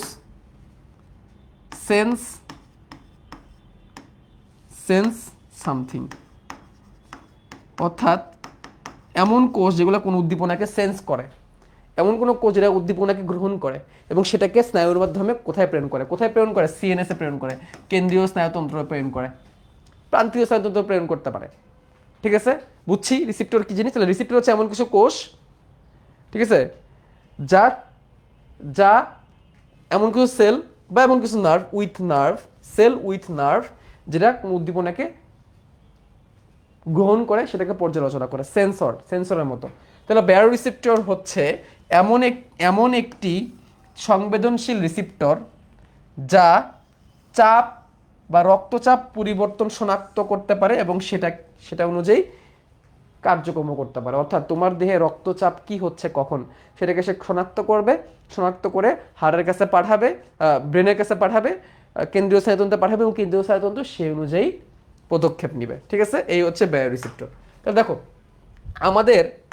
আমাদের অস্বাভাবিক রক্তচাপ শনাক্ত করে কেন্দ্রীয় স্নায়ুতন্ত্রে সংকেত প্রদান করে এবং রক্তচাপ স্বাভাবিক করে দেয়, এই প্রক্রিয়াকে ব্যারোরিফ্লেক্সও বলে। তাহলে ব্যারোরিসেপ্টর কি আর ব্যারোরিফ্লেক্স কি? ব্যারোরিসেপ্টর হচ্ছে এমন কিছু স্নায়ু এবং কোষ যেটা আমাদের অস্বাভাবিক রক্তচাপকে শনাক্ত করবে। আমার ব্লাড প্রেশার হঠাৎ করে বাইরে গেল, এটাকে সে শনাক্ত করবে এবং সেটা শনাক্ত করে স্নায়ুর মাধ্যমে ব্রেনে একটা তথ্য পাঠাবে এবং ব্রেন তখন সেটাকে নর্মাল করার জন্য যা করা সেটা করবে। তাহলে যে পাঠাইলো সে হচ্ছে ব্যারোরিসেপ্টর এবং ব্রেন সেটা পাওয়ার পরে সেটাকে নর্মাল করার জন্য যে উদ্দীপনাগুলো নিল, এই পুরোটাকে বলা হয় ব্যারোরিফ্লেক্স। কি বলা হয়? ব্যারোরিফ্লেক্স। কি বলা হয়? রিফ্লেক্স মানে কি? প্রতিবর্ত ক্রিয়া। তার মানে এটা অটোনমিক ভাবে হয়, অর্থাৎ অটোমেটিক হয়, আমার কিছু করতে হয় না। কারণ এখানে রিফ্লেক্স শব্দটা ব্যবহার হয়েছে। রিফ্লেক্স শব্দটা ব্যবহার করে এটা বুঝাই দিছে এখানে যা হচ্ছে এটা অটোমেটিক ভাবে হচ্ছে। রিফ্লেক্স শব্দ ইন্ডিকেট করে যা হচ্ছে অটোমেটিক ভাবে হচ্ছে, আমার এখানে কিছু করা লাগতেছে না। তাইলে আমাদের রক্তের অস্বাভাবিক চাপকে শনাক্ত করে সেটাকে মস্তিষ্কে প্রেরণ করা, মস্তিষ্ক কর্তৃক সেটাকে নর্মাল করার জন্য যা যা ব্যবস্থা নেওয়া, এই পুরো জিনিসটাকে বলা হয় ব্যারোরিফ্লেক্স। M I clear? তো আমরা ব্যারোরিফ্লেক্স কি? ওকে, এই হচ্ছে ব্যারোরিফ্লেক্স।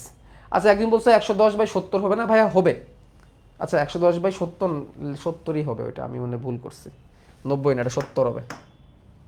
90 না, এটা 70 হবে। 110/70 হবে। ঠিক আছে, তাহলে এটা 120-এর নিচে হলে, এই যে 120-এর নিচে হলে 110 আর 80-র নিচে হলে 70, এটা একটু কারেকশন করে নাও। ওকে, এখন দেখো এই বায়োরিসেপ্টর দুই রকমের আছে। উচ্চচাপ বায়োরিসেপ্টর, যেটাকে আর্টারিয়াল রিসেপ্টর বলে, কারণ এগুলো ধমনীতে পাওয়া যায়। আর্টারিয়াল রিসেপ্টর কেন বলে? কারণ ধমনীতে পাওয়া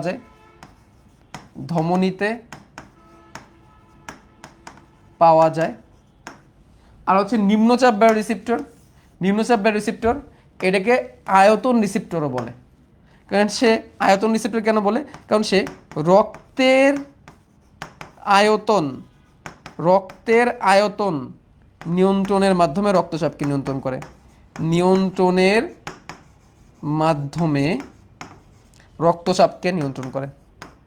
রক্তচাপ নিয়ন্ত্রণ করে, এই জন্য তার নাম আয়তন রিসেপ্টর। সে রক্তের ঘনত্বকে, আয়তনকে কমায় দেয় বা বাড়ায় দেয়।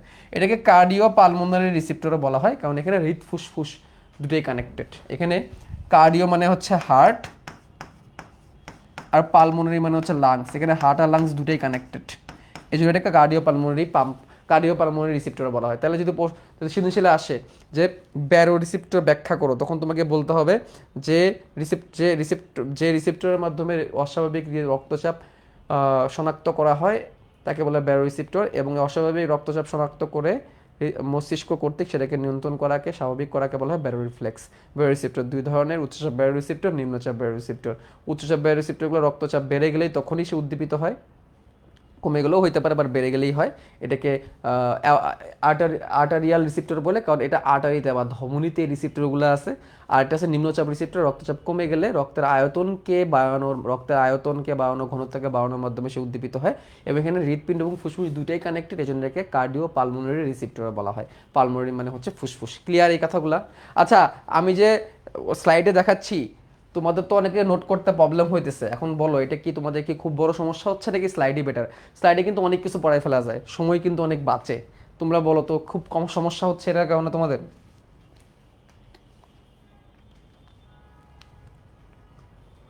আশা করি সমস্যা হওয়ার কথা না। হার্টের ছিদ্র কি? হার্টের যে মায়োকার্ডিয়াম নামে যে স্তরটা আছে ওইখানে ছিদ্র হয়, মায়োকার্ডিয়াম পেশিতে ছিদ্র হয়, এটাকে বলে হার্টের ছিদ্র। এখন আসো আমরা আবার 3D অ্যাপে চলে যাই। আমরা 3D অ্যাপে চলে গেলাম, কিছু জিনিস আমাদের এখন শিখতে হবে। হার্টের পাম্পটা আমরা বন্ধ করে দিই, কিছু জিনিস এখন আমাদের ঠান্ডা মাথায় শিখতে হবে। সেগুলো কি কি খেয়াল করো।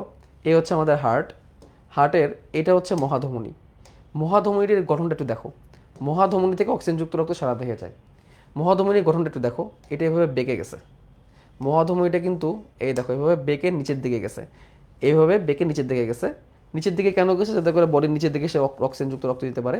এবং যখন সে বাঘ খাইছে, এটা তো উঠছে, এটাকে অ্যাসেন্ডিং অ্যাওয়াটা বলে, ঊর্ধ্বমুখী অ্যাওয়াটা। এটাকে বলে আর্চ অফ দ্য অ্যাওয়াটা, বাঘ খাইছে এই জায়গাটুকু, এটাকে আর্চ অফ দ্য অ্যাওয়াটা বলে। আর্চ মানে বাঘ, আর এটা ডিসেন্ডিং অ্যাওয়াটা, কারণ নিচের দিকে নেমে গেছে। ডিসেন্ডিং মানে নিচে, তাহলে এটা অ্যাসেন্ডিং অ্যাওয়াটা। যেমন আমরা পড়ছিলাম অ্যাসেন্ডিং কোলন বা ঊর্ধ্বমুখী কোলন, তাহলে এটা ঊর্ধ্বমুখী অ্যাওয়াটা। এটা হচ্ছে বাক অ্যাওয়াটা বা আর্চ অফ দ্য অ্যাওয়াটা। অ্যান্ড এটা নিম্নমুখী কোলনের মতো নিম্নমুখী অ্যাওয়াটা বা ডিসেন্ডিং অ্যাওয়াটা। ঠিক আছে, এবার দেখো এইখানে এই যে আর্চ অফ দ্য অ্যাওয়াটা, এখান থেকে আবার তিনটা ব্রাঞ্চ তৈরি হয়েছে। এটাকে বলা ব্রাকিওসেফালিক ট্রাঙ্ক, এটাকে বলা হয় কি common carotid artery, left common carotid artery, আর এটাকে বলা হয় কি সাবক্লেভিয়ান আর্টারি। সাবক্লেভিয়ান আর্টারি আবার এইদিকেও একটা আছে। যাই হোক, এইটা সাবক্লেভিয়ান আর্টারি, এটা হচ্ছে ব্রাকিওসেফালিক ট্রাঙ্ক। কেন বলছে? এই জায়গা থেকে এইদিকে তো নর্মালি একটা কি বের হয়ে গেছে, একটা সাবক্লেভিয়ান আর্টারি বের হয়ে গেছে, কিন্তু এইখানে সাবক্লেভিয়ান আর্টারি, তারপর হচ্ছে কমন ক্যারোটিড আর্টারি এবং ভার্টিব্রাল আর্টারি একটা জায়গায় মিলিত হয়ে বের হয়েছে, এই জন্য এটাকে ব্রাকিওসেফালিক ট্রাঙ্ক বলছে। তাতে কিছু দরকার নাই, ঠিক আছে? তোমার এটা জেনে রাখো, এটা হচ্ছে আর্চ অফ দ্য অ্যাওয়াটা। এটা কি আর্চ অফ দ্য অ্যাওয়াটা। এই আর্চ অফ দ্য অ্যাওয়াটার গায়ে এই যে সাইডে, এই যে সাইডে প্রাচীরে, আর্চ অফ দ্য অ্যাওয়াটার প্রাচীরে উচ্চচাপ বায়ু রিসেপ্টরের কিছু রিসেপ্টর এখানে আছে। তাহলে উচ্চচাপ বায়ু রিসেপ্টর কোথায়? আর্চ অফ দ্য অ্যাওয়াটার অনুপ্রস্থ আর্চ অফ দ্য অ্যাওয়াটা বা আর্চ অফ দ্য অ্যাওয়াটার প্রাচীরে।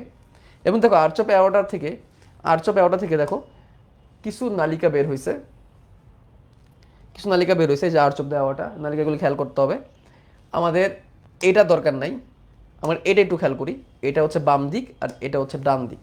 এই বাম দিকে এটার নাম হচ্ছে কমন ক্যারোটিড আর্টারি, এটার নাম কি কমন ক্যারোটিড আর্টারি। কারণ কি এটা ব্রেনের দিকে যায়, এই যেটা ব্রেনের দিকে যায়। আমি যদি ব্রেনটাকে এখানে নিয়ে আসি তাহলে তোমরা দেখতে পারবা, এই যে ব্রেনের দিকে চলে যায়, এই যে ব্রেনের দিকে চলে গেছে, এই যে ব্রেনের দিকে চলে গেছে। এই জন্য এটাকে কমন ক্যারোটিড আর্টারি বলে, কমন ক্যারোটিড আর্টারি, সাধারণ ক্যারোটিড আর্টারি। এই কমন ক্যারোটিড আর্টারি কোন দিকে? বাম দিকে। আর এটা হচ্ছে ডান কমন ক্যারোটিড আর্টারি, এটা ডান দিকে, খেয়াল করো। এই হচ্ছে আর্চ অফ দ্য অ্যাওয়াটা, এখান থেকে বেশ কিছু ব্রাঞ্চ বের হয়েছে, এর মধ্যে এটা হচ্ছে বাম কমন ক্যারোটিড আর্টারি।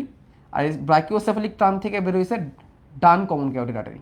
কে আসে ডান কমন ক্যারোটিড আর্টারি। আমি কয়টা জিনিসকে একটু মুছে দিই, যেমন এই ভার্টিবল আর্টারি আমার দরকার নেই, এটা আমি সরাই দিই। তারপর আমাদের এইগুলোর দরকার নেই, এগুলো আমরা সরাই দিই। তারপর এটাও আমার দরকার নেই, এটাও আমরা সরাই দিই। এটাও আমার দরকার নেই, এটা আমরা সরাই দিই। তাহলে এখন আমরা ভালো করে দেখতে পারবো। খেয়াল করো, এটা হচ্ছে আর্চ অফ দ্য অ্যাওয়াটা, এখানে কিছু ব্যারোরিসেপ্টর আছে। এটা হচ্ছে বাম কমন ক্যারোটিড আর্টারি, এটা হচ্ছে ডান কমন ক্যারোটিড আর্টারি। ডান common carotid artery brachiocephalic trunk থেকে তৈরি হয়েছে, দরকার নেই। এবার দেখো, এটা হচ্ছে ডান কমন ক্যারোটিড আর্টারি, এটা হচ্ছে বাম কমন ক্যারোটিড আর্টারি। এইখান থেকে আবার দুটো শাখা ভাগ করছে, দেখছো? একটা গেছে ইন্টারনাল ক্যারোটিড আর্টারি, এটা হচ্ছে এক্সটার্নাল ক্যারোটিড আর্টারি, দুটো ভাগে ভাগ করছে। Internal carotid artery, external carotid artery. এটা বাইরের দিকে, সেটা হচ্ছে এক্সটার্নাল। খেয়াল করে এই যে এইভাবে দেখো, এইভাবে দেখো, এটা বাইরের দিকে, এটা বাইরের দিকে গেছে, এই জন্য এক্সটার্নাল।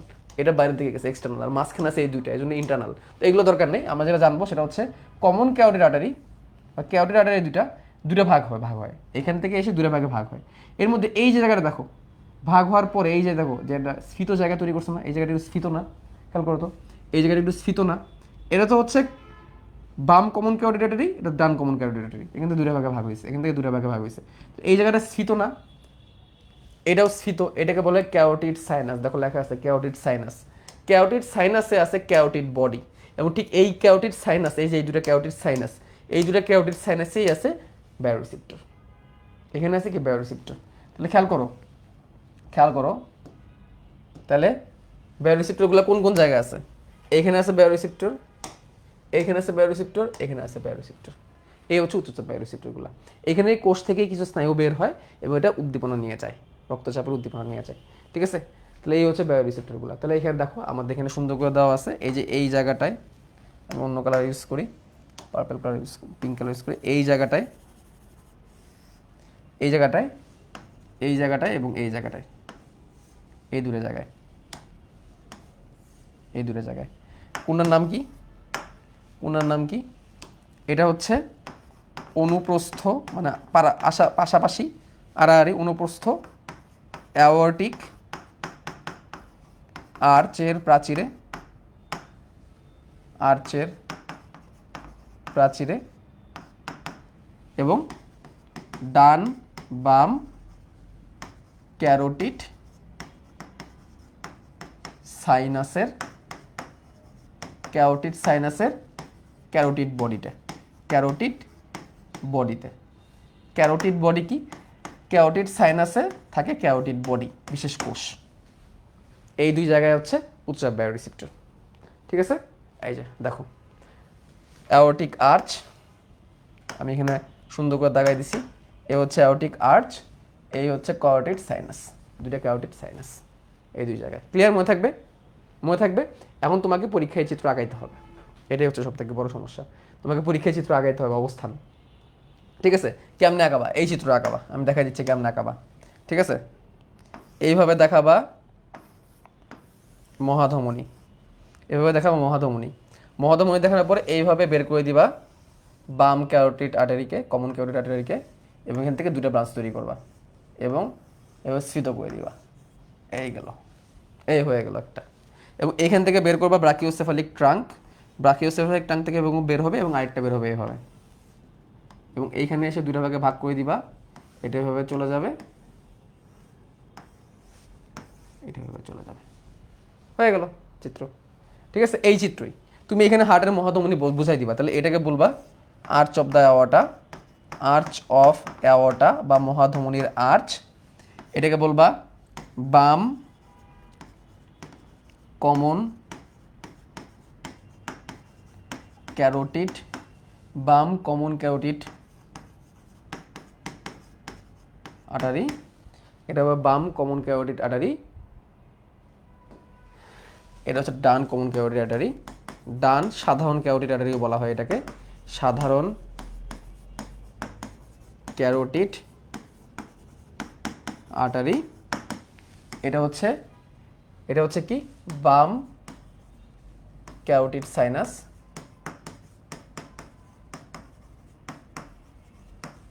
বাম ক্যারোটিড সাইনাস।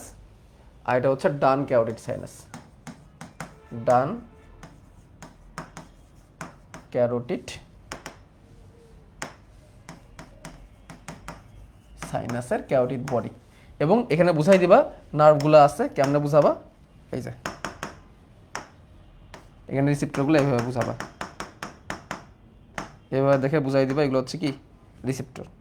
ঠিক আছে, এটা হচ্ছে রিসেপ্টরগুলো। আর তারপরে এখানে বুঝাই দিবা এখানে আছে কি? রিসেপ্টর, বায়োরিসেপ্টর, বায়োরিসেপ্টর। ঠিক আছে, এবং খেয়াল করবা এইখান থেকে ভেগাস স্নায়ুর মাধ্যমে ভেগাস নার্ভ, এক্স নার্ভ, 10 নম্বর ক্রেনিয়াল নার্ভকে ভেগাস নার্ভ বলে, এর মাধ্যমে উদ্দীপনা মস্তিষ্কের মেরুলাতে চলে যাবে। এবং এইখান থেকে এই দূরে থেকে 1x nerve, 1x nerve, 1IX মানে 9 নার্ভ, 9 নার্ভের মাধ্যমে উদ্দীপনা ব্রেনে চলে যাবে। ঠিক আছে, 1x নার্ভ মানে হচ্ছে গ্লসোফেরেঞ্জিয়াল নার্ভ, গ্লসোফেরেঞ্জিয়াল নার্ভ। আর এক্স নার্ভ মানে হচ্ছে ভেগাস নার্ভ, ভেগাস নার্ভ, এর মাধ্যমে উদ্দীপনা চলে যাবে। এই চিত্র আঁকাই দিবা, তুমি ফুল মার্ক পেয়ে যাবে। ঠিক আছে, বুঝছি কিনা বলো? বায়োরিসেপ্টরের চিত্র বুঝছি? বুঝছি? Yes or no? এই দেখো পুরোটা, এই দেখো পুরোটা, এই যে আমাদের মস্তিষ্কের মেরুলাতে নিয়ে যাচ্ছে উদ্দীপনাটা, এই যে মস্তিষ্কের যে জায়গাটা, এটার নাম হচ্ছে মেডুলা। এই যে জায়গাটা, এই জায়গাটা তো মেডুলা, এই যে মেডুলা অবলঙ্গাটা, এই মেডুলা অবলঙ্গাটায় দেখো উদ্দীপনা নিয়ে যাচ্ছে। এই যে দেখো এটা কি, অ্যাওর্টিক বায়োরিসেপ্টর। এইখান থেকে এই যে উদ্দীপনা চলে গেছে, এখান থেকে উদ্দীপনা কিসের মাধ্যমে গেছে, এক্স নার্ভ মানে কি ভেগাস নার্ভের মাধ্যমে। আর এই যে দেখো অ্যাওর্টিক বডি, অ্যাওর্টিক সাইনাসের অ্যাওর্টিক বডি, এইখান থেকে দেখো উদ্দীপনা চলে গেছে ব্রেনের মেডুলাতে, মেডুলাতে ব্রেনে চলে গেছে। ঠিক আছে, তাহলে এইগুলো হচ্ছে এগুলোকে বলে অ্যাওর্টিক বডি না, এগুলোকে বলে ক্যাওটিড বডি। তাহলে ক্যাওটিড বডির বায়োরিসেপ্টর, এটা হচ্ছে অ্যাওর্টিক সাইনাসের বায়োরিসেপ্টর। এন্ডোবডি মেডুলাতে, মস্তিষ্কে মেডুলা অবলঙ্গাটা যাবে। আর মেডুলা অবলঙ্গাটা সেখান থেকে দায়িত্ব পালন করবে এটাকে কন্ট্রোল করার জন্য। কিভাবে দায়িত্ব পালন করবে সেটা চলো আমরা দেখি। এইটা সৃজনশীল আসতেও পারে, নাও আসতে পারে। আসবে না আসবে দুইটাকে মাথায় রেখে আমি স্লাইডটা তৈরি করছি। ঠিক আছে, তাহলে এটা পরীক্ষা আসতেও পারে সৃজনশীল, নাও আসতে পারে। তো দুইটাকে মাথায় রেখে আমি স্লাইড তৈরি করছি। নলেজ এত কিছু না লিখে আমি স্লাইডে বানাই ফেলছি। দেখো সৃজনশীল আসতে পারে, নাও আসতে পারে। ঠিক আছে, দেখো রক্তচাপ বেড়ে গেলে কি হবে, রক্তচাপ বেড়ে গেলে কি হবে খেয়াল করো, স্লাইডে দেখো তাহলে বুঝতে পারবা। রক্তচাপ যদি বেড়ে যায় তাহলে কি হবে, রক্তচাপ বেড়ে গেলে দুটা ঘটনা ঘটতে পারে, দুটা ঘটনা ঘটতে পারে। নাম্বার ওয়ান কি হবে, ক্যারোটিড সাইনাসের রিসেপ্টর উদ্দীপিত হবে। ক্যারোটিড সাইনাস মানে বুঝছো তো, ওই যে দুইটা উপর দিকে যে দুইটা, ক্যারোটিড সাইনাস মানে কি, এই যে এই দুইটা, এখানে একটা আর এখানে একটা উদ্দীপিত হবে। পাশাপাশি আর্চ অফ অ্যাওর্টা রিসেপ্টর উদ্দীপিত হবে, দুটো রিসেপ্টর উদ্দীপিত হবে, আমার দুই জায়গায় রিসেপ্টর উদ্দীপিত হবে। এখন দেখো ক্যারোটিড সাইনাস কি করবে, ক্যারোটিড সাইনাস থেকে কে নিয়ে গেছে, 9 নম্বর নার্ভ, সে উদ্দীপনা নিয়ে যাবে, নিয়ে মেডুলায় পৌঁছাবে, মেডুলায় পৌঁছাবে। মেডুলায় কি হবে, ভেজোমোটর কেন্দ্র অবদমিত হবে এবং ভেজো ডায়ালেশন হবে। এর মানে কি, ভেজোমোটর কেন্দ্র, ভেজোমোটর কেন্দ্র মানে আমাদের মস্তিষ্কের একটা কেন্দ্র আছে যেটা রক্তনালীকে সংকোচন বা প্রসারণ করতে পারে, ওই কেন্দ্রের ট্রিগার হবে এবং ভেজো ডায়ালেশন হবে। ভেজো ডায়ালেশন মানে কি, রক্তনালী প্রসারিত হয়ে যাবে, এই যে রক্তনালিকা প্রসারিত হয়ে যাবে। এখন দেখো রক্তের চাপ বেশি, এবং যেই রক্তনালিকার ভিতর দিয়ে যাচ্ছিল সে যদি প্রসারিত হয়ে যায় রক্তচাপ বাড়বে না কমবে বলো, যে রক্তনালিকার ভিতর দিয়ে রক্ত যাচ্ছে সেই রক্তনালিকা যদি ভেজো ডায়ালেশন হয়, ভেজো ভেজো বলতে রক্তনালিকা বোঝাচ্ছে, ডায়ালেশন মানে কি প্রসারিত, ডায়ালেট করা, প্রসারিত করা। ভেজো ডায়ালেশন যদি হয়, রক্তনালিকা যদি প্রসারিত হয়ে যায়, তো সে রক্তের চাপ বেড়ে যাবে না কমে যাবে বলো। একটা একটা পাইপের ভিতর দিয়ে তো যখন পানি যাচ্ছে, অনেক জোরে পানি যাচ্ছে, পাইপের গায়ে অনেক প্রেশার পড়তেছে, আর তুমি পাইপটাকে বড় করে দিলা। এখন পাইপটাকে বড় করে দিলে পানির প্রেশারটা বেড়ে যাবে না কমে যাবে বলো, পানির প্রেশার কমে যাবে এবং প্রেশার স্বাভাবিক অবস্থায় ফিরে আসবে। পানির প্রেশার কমে যায়, প্রেশার কি হয়ে যাবে, স্বাভাবিক অবস্থায় ফিরে আসবে। ঠিক ওই দিক থেকে কি হচ্ছে আমরা চলো দেখি। এইদিকে অ্যাওর্টিক রিসেপ্টরগুলো উদ্দীপিত হবে। অ্যাওর্টিক রিসেপ্টর কোন জায়গায়, যে এখানে যে রিসেপ্টরগুলো আছে এটা উদ্দীপিত হবে। এটা উদ্দীপিত হওয়ার ফলে উদ্দীপনা ভেগাস নার্ভের মাধ্যমে যাবে, কারণ আমরা দেখছি এখান থেকে উদ্দীপনা ভেগাস নার্ভের মাধ্যমে যায়, দশম নার্ভের মাধ্যমে যায়, এবং সেটা কোথায় যায়, মেডুলাতে যায়, অ্যাজ ইউজুয়াল মেডুলাতে যাবে। মেডুলাতে যে এবার এ কি করবে, প্যারাসিম্পেথেটিক কেন্দ্রকে উদ্দীপিত করবে। মস্তিষ্কের প্যারাসিম্পেথেটিক আর সিম্পেথেটিক কেন্দ্র আছে, সেই প্যারাসিম্পেথেটিক কেন্দ্রকে উদ্দীপিত করবে। এই প্যারাসিম্পেথেটিক কেন্দ্র কি করবে, হার্টের উপর প্যারাসিম্পেথেটিক ক্রিয়া হার্টের সংকোচন প্রসারণের মাত্রাকে স্লো করে দেয়, অর্থাৎ হার্টকে স্লো করে দেয়। আর হার্ট যদি স্লো হয় রক্ত বেশি বেরোবে না কম বেরোবে বলো, হার্টের সংকোচন প্রসারণের মাত্রা যদি স্লো হয়ে যায় রক্ত বেশি বেরোবে না কম বেরোবে, রক্ত কম বেরোবে। স্লো হয়ে গেলে রক্ত কম বেরোবে, রক্ত কম বেরোলে রক্তচাপও কি হয়ে যাবে, স্বাভাবিক হয়ে যাবে, রক্তচাপও কি হয়ে যাবে, স্বাভাবিক হয়ে যাবে। এই জিনিসগুলো তোমাকে লিখতে হবে যদি কখনো উচ্চচাপ ব্যয় রিসেপ্টর কিভাবে কন্ট্রোল করে উচ্চচাপ সেটা পরীক্ষায় চলে আসে, তখন তোমাকে এই কথাগুলো লিখতে হবে, এই কথাগুলো তখন তোমাকে লিখতে হবে। ক্লিয়ার, বুঝছো? দুটা পার্টেই কিন্তু দেখাই দিলাম যে কোনটা কিভাবে কাজ করতেছে। তাহলে আমি এবার আবার দেখাই একটু। এই জায়গার উদ্দীপনা ভেগাস নার্ভের মাধ্যমে ব্রেনে যাবে, ব্রেনে ভেগাস নার্ভে যাওয়ার পরে মেডুলা উদ্দীপিত হবে, মেডুলা উদ্দীপিত হওয়ার পরে সে হাইপোথ্যালামাসকে ইন্ডিকেট করবে। ঠিক আছে, হাইপোথ্যালামাসকে ইন্ডিকেট করবে, এই যে হাইপোথ্যালামাসকে হাইপোথ্যালামাস না, প্যারাসিম্পেথেটিককে উদ্দীপিত করবে। প্যারাসিম্পেথেটিক উদ্দীপনা আবার হার্টে আসবে, হার্টের ফোর্স অফ কন্ট্রাকশন কমাই দিবে, হার্টবিটকে স্লো করে দিবে। আর এইখান থেকে উদ্দীপনা গ্লোসোফেরিঞ্জিয়াল 9 নম্বর নার্ভের মাধ্যমে মেডুলায় যাবে, মেডুলা কি করবে, ভেজোডাইলেশন করবে, রক্তনালী প্রসারিত হয়ে যাবে, রক্তচাপ কমে যাবে, আবার স্বাভাবিক অবস্থায় ফিরে আসবে। এই হচ্ছে উচ্চচাপকে কন্ট্রোল করা। প্যারাসিম্পেথেটিক কিভাবে কন্ট্রোল করে এখানে লেখা আছে, এগুলা হচ্ছে নাইস টু নো, এগুলো নাইস টু নো, এগুলো বইয়ে নাই, এগুলো তুমি জেনে রাখলে ভালো। ঠিক আছে, কি কি করে, সাইনোয়েট্রাল নোটকে ধীর করে দেয়, এভি নোডের সংকেত পরিবহনকে আরো স্লো করে দেয়, এভিনোডাল ডিলেকে স্লো বাড়ায় দেয়, অ্যাট্রামের সংকোচনের স্পিডকে কমায় দেয়, হার্টবিট স্লো হয়ে যায়, রক্তচাপ এভাবে হ্রাস করে ফেলে। আমরা যখন ঘুমাই থাকি তখন এইটা উদ্দীপিত হয়, প্যারাসিম্পেথেটিক উদ্দীপিত হয় এবং আমাদের হার্টবিট স্লো হয়ে যায়। তাহলে প্যারাসিম্পেটিক হার্টকে কি করতেছে, স্লো করতেছে। ঠিক আছে, এগুলা জাস্ট জেনে রাখলে ভালো আর কি। ওকে, এবার দেখো রক্তচাপ কমে গেলে কি হবে। রক্তচাপ কমে গেলে রিসিপ্টরে কোনো সংকেত যাবে না। এক্স 1x এবং 9 অর্থাৎ গ্লোসোফিল এবং ভেগাস স্নায়ু কোনো উদ্দীপনা পাঠাবে না। মেডুলা এবং সিম্পেথেটিক স্নায়ু বরাবর উদ্দীপিত হবে, সিম্পেথেটিক স্নায়ু বরাবর উদ্দীপিত হবে না। মেডুলা থেকে উদ্দীপনা যাবে না, সিম্পেথেটিক স্নায়ু বরাবর উদ্দীপনা পরিবহনের হার বাড়তে থাকবে। এখানে প্যারাসিম্পেথেটিক হবে এটা।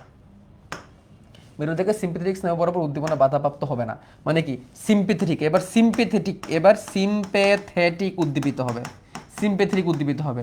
সিম্পেথেটিক কি করবে, সিম্পেথেটিক বাড়ার ফলে হৃৎপিণ্ডের সংকোচন প্রসারণ বাড়তে থাকবে, হৃৎপিণ্ড দ্রুত পিট করা শুরু করবে এবং রক্তচাপ স্বাভাবিক হয়ে আসবে। মানে উল্টা কি হইলো এখানে, হার্টবিট এখানে কি হইলো, রক্তচাপ কম। রক্তচাপ কম হলে কি হবে, অ্যাওর্টিক যে রিসেপ্টরগুলো আছে, ক্যারোটিড যে রিসেপ্টর আছে ওগুলো উদ্দীপিত হবে না, কারণ রক্তচাপ কম। তাহলে উদ্দীপনা ভেগাস আর গ্লোসোফেরেঞ্জেলের মাধ্যমে মেরুলাতে যাবে না। মেরুলাতে না যাওয়ার ফলে মেরুলা কি ভাববে, আচ্ছা ঠিক আছে সব কিছু ওকে, তাহলে আমি প্যারাসিম্পেথেটিককে না পারে সিম্পেথেটিককে বাড়াই দিই। সিম্পেথেটিক কি করবে, সিম্পেথেটিক হার্টবিটকে বাড়াই দিবে, রক্তনালীকে সংকুচিত করে দিবে এবং হার্টবিট বেড়ে যাবে, রক্ত বেশি বেশি বের হবে, রক্তচাপ আবার নর্মাল হয়ে আসবে। এবং এটা জাস্ট কয়েক সেকেন্ডের মধ্যে এই কাজটা হয়ে যায়। তাহলে সিম্পেথেটিক তাহলে কি করতেছে, এটা হচ্ছে নাইস টু নো, এটা হচ্ছে নাইস টু নো, জেনে রাখলে ভালো, নাইস টু নো জেনে রাখলে ভালো। সে কি করতেছে, সাইনোয়েট্রিয়াল নোডের উৎপন্নকে বাড়াচ্ছে, হার্টের সংকোচন শক্তিকে বাড়াচ্ছে, হার্ট দ্রুত বিট করতেছে, সংকেত পরিবহন দ্রুত করতেছে, সাইনোয়েট্রিয়াল নোড থেকে অ্যাট্রিভেন্ট্রিকুলার থেকে প্যান্ডুলার ভিজে দ্রুত প্রবাহিত হচ্ছে, রক্তনালীকে সংকুচিত করতেছে, ভেসো কনস্ট্রিকশন যেটাকে বলা হয়, অক্সিজেনের চাহিদা বাড়া দিচ্ছে, অক্সিজেনের চাহিদা বাড়লে হার্টবিট বেড়ে যাবে। আমরা যখন অনেক বেশি পরিশ্রম করি, আমরা যখন উত্তেজিত হয়ে যায়, যখন আমরা ভয় পাই, তখন সিম্পেথেটিক কার্যকর হয় এবং সিম্পেথেটিকের ফলে হার্টবিট ফাস্ট হয়ে যায়। তাহলে সিম্পেথেটিক হার্টবিটকে ফাস্ট করে, প্যারাসিম্পেথেটিক হার্টবিটকে স্লো করে, কোথায় মনে রাখো। ঠিক আছে, হার্টবিট অতিরিক্ত ফাস্ট হয়ে যাওয়াকে ট্যাকাইকার্ডিয়া বলে, আর হার্টবিট অনেক বেশি স্লো হয়ে যাওয়াকে ব্রাডিকার্ডিয়া বলে। এটা এমনি জেনে রাখি আর কি। গেল, এবার আসে নিম্নচাপ ব্যয় রিসেপ্টরগুলো কোথায় আছে। আমাদের উচ্চচাপ ব্যয় রিসেপ্টর শিখে ফেললাম, নিম্নচাপ ব্যয় রিসেপ্টরগুলো কোথায় আছে দেখো। বড় বড় সিস্টেমিক শিরা, পালমোনারি রক্তবাহিকা, ডান অ্যাট্রিয়াম এবং ডান ভেন্ট্রিকুলার প্রাচীরে। চলো আমরা একটু এখানে দেখি। দেখো এই যে এটা হচ্ছে ডান অ্যাট্রিয়ামের প্রাচীর, হচ্ছে ডান ভেন্ট্রিকুলার প্রাচীর, ডান অ্যাট্রিয়াম এবং ডান ভেন্ট্রিকুলার প্রাচীরে, ডান অ্যাট্রিয়াম এবং ডান ভেন্ট্রিকুলার প্রাচীরে। তারপরে কি, পালমোনারি রক্তবাহিকা। পালমোনারি রক্তবাহিকা কারা, এই যে এরা, যারা ফুসফুসে রক্ত নিয়ে যায় বা ফুসফুস থেকে আসে, পালমোনারি রক্তবাহিকা। এই যে বড় বড় সিস্টেমিক শিরা, এই যে এগুলা, যেগুলা হার্টের ভিতরে রক্ত প্রবেশ করায়, বড় বড় সিস্টেমিক শিরা। ঠিক আছে, এই জায়গাগুলোতে ডান অ্যাট্রিয়াম আছে, এইগুলোর প্রাচীরে নিম্নচাপ ব্যয় রিসেপ্টরগুলো আছে। নিম্নচাপ ব্যয় রিসেপ্টরগুলো কোথায় কোথায় আছে আমরা দেখলাম, এই যে ডান অ্যাট্রিয়ামের প্রাচীরে, ডান অ্যাট্রিয়ামের প্রাচীরে, ডান অ্যাট্রিয়ামের প্রাচীরে, বড় বড় সিস্টেমিক শিরা, তার মানে কি ঊর্ধ্ব মহাশিরা, নিম্ন মহাশিরার প্রাচীরে। তারপর কোথায় আছে, পালমোনারি রক্তবাহিকা, যে ফুসফুস থেকে রক্ত ঢুকলো হার্টে, বা এইখান থেকে বের হয়ে ফুসফুসে গেল, এখান থেকে বের হয়ে দুই ফুসফুসে গেল, এই যে এই জায়গাগুলোতে আছে হচ্ছে নিম্নচাপ ব্যয় রিসেপ্টর। এদের প্রাচীর নিম্নচাপ ব্যয় রিসেপ্টরগুলো আছে। তারা মহাধমনীতে নাই, কারণ ধমনীতে তো চলে গেছে উচ্চচাপ ব্যয় রিসেপ্টর, এবং এই দুটা অ্যাট্রিয়াম বা ভেন্ট্রিকুলার নাই। জানতে হবে এগুলো এমসিকিউর জন্য কোথায় কোথায় আছে। এখন এরা কিভাবে কন্ট্রোল করে, লাস্ট টপিক, কিভাবে কন্ট্রোল করে দেখো। যখন রক্তচাপ কমে যায়, যখন রক্তচাপ কমে যায় তখন এরা কন্ট্রোল করে, যখন রক্তচাপ কমে যায়, যখন রক্তচাপ কমে যায় তখন এরা কন্ট্রোলে আসে। কিভাবে কন্ট্রোল করে দেখো, আয়তন রিসেপ্টর উদ্দীপিত হয় রক্তচাপ কমে গেলে, রক্তচাপ কমে গেলে আয়তন রিসেপ্টর উদ্দীপিত হয়। আয়তন রিসেপ্টর মানে কি, নিম্নচাপ রিসেপ্টর। উদ্দীপনা মস্তিষ্কের হাইপোথ্যালামাসে যায়, মস্তিষ্কে কোথায় যায়, হাইপোথ্যালামাসে যায়। হাইপোথ্যালামাস কি করে, এটা খুবই গুরুত্বপূর্ণ, অ্যান্টিডাইউরেটিক হরমোন ক্ষরণ করে। কি হরমোন ক্ষরণ করে, অ্যান্টিডাইউরেটিক হরমোন ক্ষরণ করে। এই অ্যান্টিডাইউরেটিক হরমোন কি করে, কিডনি থেকে পানির শোষণ বৃদ্ধি করে দেয় এবং রক্তনালী সংকোচন করে। কিডনি যে মূত্র আকারে পানি বের করে দেয় আমাদেরকে সে দেহ থেকে। এখন এটা চিন্তা করো, কিডনি নর্মালি মূত্র থেকে মানে দেহ থেকে মূত্র আকারে পানি বের করে দেয়। এখন যদি কিডনি পানি বেশি বেশি ধরে রাখে তাহলে এই পানি কই যাবে বলো। কিডনি যদি পানি বেশি বেশি ধরে রাখে পানি কই যাবে, চিন্তা করো তো, কই যাবে পানি। কিডনি পানি বের করে দিচ্ছে মূত্র আকারে, এই অ্যান্টিডাইউরেটিক হরমোন, অ্যান্টিডাইউরেটিক হরমোন কি করতেছে, অ্যান্টিডাইউরেটিক, ডাইউরেটিক মানে মূত্র, মূত্র, আর অ্যান্টি মানে বাধা, তাহলে মূত্র তৈরিতে বাধা দিচ্ছে, মানে মূত্র কমাই দিচ্ছে সহজ কথায়। তো এই হরমোন মূত্রকে কমাই দিবে, তাহলে মূত্রের পানি পরিমাণ কমাই দিবে, পানি কই যাবে, কেউ উত্তর দেয় না, ওইভাবে উত্তর দেয় না। পানি এবার রক্তে ফিরে যাবে, হ্যাঁ রক্তে ফিরে যাবে। পানি যদি রক্তে ফিরে যায় তাহলে রক্তের আয়তন বাড়বে না কমবে, রক্তের আয়তন বাড়বে না কমবে, রক্তের আয়তন বাড়বে। রক্তের আয়তন বাড়লে আগে ছিল যেটা কম এটা আবার বেশি হয়ে গেল। তাহলে রক্তের আয়তন কমে গেলে রক্তচাপ কমে যায়, রক্তচাপ কমে গেলে হাইপোথ্যালামাসে একটা উদ্দীপনা যায়, হাইপোথ্যালামাস অ্যান্টিডায়াবেটিক হরমোন করে। অ্যান্টিডায়াবেটিক হরমোনের কাজ কি? রক্তনালিকাকে সংকোচন করা এবং মূত্রের পানির পরিমাণকে কমাই দিয়ে পানিটাকে দেহের মধ্যে ফেরত আনা। পানি দেহের মধ্যে যখন ফেরত আসবে, রক্তের মধ্যে যখন পানি ফিরে যাবে, তখন রক্তের আয়তন বেড়ে যাবে, রক্তের আয়তন বেড়ে রক্তচাপও বেড়ে যাবে এবং একটা সময় রক্তচাপ স্বাভাবিক হয়ে যাবে। এটা এই জন্য নাম আয়তন রিসেপ্টর। এই জন্য নিম্নচাপ ব্যয় রিসেপ্টরের নাম হচ্ছে আয়তন রিসেপ্টর, কারণ সে বডির আয়তনকে কন্ট্রোল করতেছে। সেম উল্টা হইতে পারে, আরেকটা কাজ হইতে পারে। অ্যাট দ্য মিন টাইম কিডনিতে রক্ত প্রবাহ কমে যাবে। এখন কিডনি কীভাবে কাজ করবে দেখো, কিডনি ওতপ্রোতভাবে জড়িত, কিডনিতে রক্ত প্রবাহ কমে গেছে, কারণ স্বাভাবিক রক্তচাপ কমে গেলে হার্ট রক্ত কম পাম্প করবে, তাহলে কিডনিতে রক্ত কম যাবে, ফলে কিডনি থেকে রেনিন হরমোন খাওয়ানো হবে। কোন হরমোন খাওয়ানো হবে? রেনিন হরমোন খাওয়ানো হবে। রেনিন হরমোন অ্যানজিওটেনসিনোজেন হরমোনকে, যেটা আমাদের লিভার তৈরি করে, এটাকে অ্যানজিওটেনসিনে পরিণত করবে। পড়ছিলাম কিন্তু আমার লিভার অ্যানজিওটেনসিন, অ্যালডোস্টেরন, অ্যানজিওটেনসিনোজেনে পরিণত করবে। এবার এর ফলে অ্যাড্রিনাল গ্রন্থি থেকে অ্যালডোস্টেরন হরমোন খাওয়ানো হবে। এই অ্যানজিওটেনসিন আর অ্যালডোস্টেরন মিলে কিডনির পানিকে আবার রক্তে ফেরত পাঠাবে এবং লবণকেও রক্তের মধ্যে ফেরত পাঠাবে। কি করবে এরা? কিডনিকে লবণ এবং পানি আবার রক্তের মধ্যে ফেরত পাঠাবে। তাহলে রক্তের মধ্যে আগে যতটুকু পানি ছিল তার থেকে বেশি পানি ঢুকলো, আগে যতটুকু লবণ ছিল তার থেকে বেশি লবণ ঢুকলো, এর ফলে রক্তের আয়তন কি হয়ে গেল? বেড়ে গেল। রক্তের আয়তন বাড়ার ফলে রক্তচাপ আবার স্বাভাবিক হয়ে গেল, কারণ রক্তের আয়তন কমে গেছিল। রক্তের আয়তন কমে যাওয়ার ফলে রক্তচাপ কমে গেছিল। আবার বলি, রক্তের আয়তন কমে গেলে রক্তের চাপ কমে যাবে, রক্তের চাপ কমে গেলে কিডনিতে কম রক্ত যাবে, কিডনি তখন রেনিন হরমোন ক্ষরণ করবে, রেনিন অ্যালজিওটেনসিনকে অ্যানজিওটেনসিনে পরিণত করবে। In the mean time aldosterone ক্ষরণ হবে, অ্যানজিওটেনসিন আর অ্যালডোস্টেরন মিলে কিডনির উপর কাজ করবে, কিডনিকে বলবে বেশি বেশি পানি আবার রক্তে পাঠাও, বেশি বেশি লবণ আবার রক্তে পাঠাও, বেশি বেশি পানি এবং রক্ত পেয়ে রক্তের আয়তন বেড়ে যাবে, রক্তের আয়তন বেড়ে রক্তের চাপ বেড়ে যাবে, রক্তচাপ বেড়ে রক্তচাপ আবার স্বাভাবিক অবস্থায় ফিরে আসবে। এই হচ্ছে নিম্নচাপ ব্যয় রিসেপ্টর। তাহলে এখানে এই প্রসেসগুলো যদি কখনো পরীক্ষায় আসে, কারণ এটা পরীক্ষা একবার আসে, এটা পরীক্ষা লিখে রাখো, সিকিউতে লিখে রাখো, নিম্নচাপ ব্যয় রিসেপ্টরকে নিম্নচাপ ব্যারো রিসেপ্টরকে কেন আয়তন রিসেপ্টর বলে?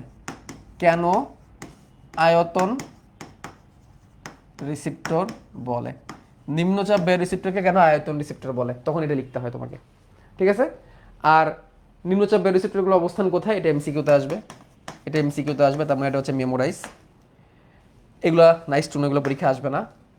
রক্তচাপ কমে গেলে এটা পরীক্ষায় খুব বেশি একটা আসে না, বাট রক্তচাপ বেড়ে গেলে কি হয় এটা এক্সামে আসে, এটা এক্সামে আসে যে উচ্চচাপ ব্যয় রিসেপ্টর কীভাবে কাজ করে, উচ্চচাপ ব্যয় রিসেপ্টর কীভাবে কাজ করে, এটা পরীক্ষায় আসে, তখন দুইটা লিখতে হবে। এবং উচ্চচাপ ব্যয় রিসেপ্টরগুলো অবস্থান কোথায়? এটা উচ্চচাপ ব্যয় রিসেপ্টরগুলো অবস্থান কোথায়? এটা এমসিকিউতে আসে, এটা এমসিকিউতে আসে, এমসিকিউতে আসে যে উচ্চচাপ ব্যয় রিসেপ্টরগুলো অবস্থান, উচ্চচাপ ব্যয় রিসেপ্টরগুলো অবস্থান, এটা এমসিকিউতে আসে। তাহলে এই হচ্ছে উচ্চচাপ ব্যয় রিসেপ্টর আর নিম্নচাপ ব্যয় রিসেপ্টর। উচ্চচাপ ব্যয় রিসেপ্টরকে আর্টারিয়াল রিসেপ্টর এই কারণেই বলছে, কারণ উচ্চচাপ ব্যয় রিসেপ্টরগুলো সবগুলো ধমনীতে ছিল, আর্টারিতে ছিল। আর নিম্নচাপ ব্যয় রিসেপ্টরকে আয়তন রিসেপ্টর বলে, এবং এখানে কার্ডিও পালমোনারি, এখানে ফুসফুস এখানে কানেক্টেড, ওই যে বড় বড় পালমোনারি ধমনী, পালমোনারি শিরা, এগুলো কানেক্টেড হয়েছে না? দেখছো না? দেখছো না?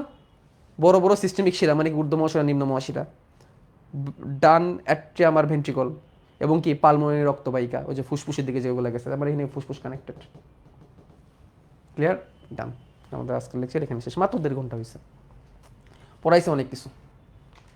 রেনিন অ্যানজিওটেনসিন অ্যালডোস্টেরন মেকানিজমটা তোমাদের পড়াই দিলাম, যেটা রক্তচাপকে স্বাভাবিক করে। রক্তচাপ কমে গেলে রেনিন অ্যানজিওটেনসিন অ্যালডোস্টেরন মেকানিজম রক্তচাপকে নর্মাল করে।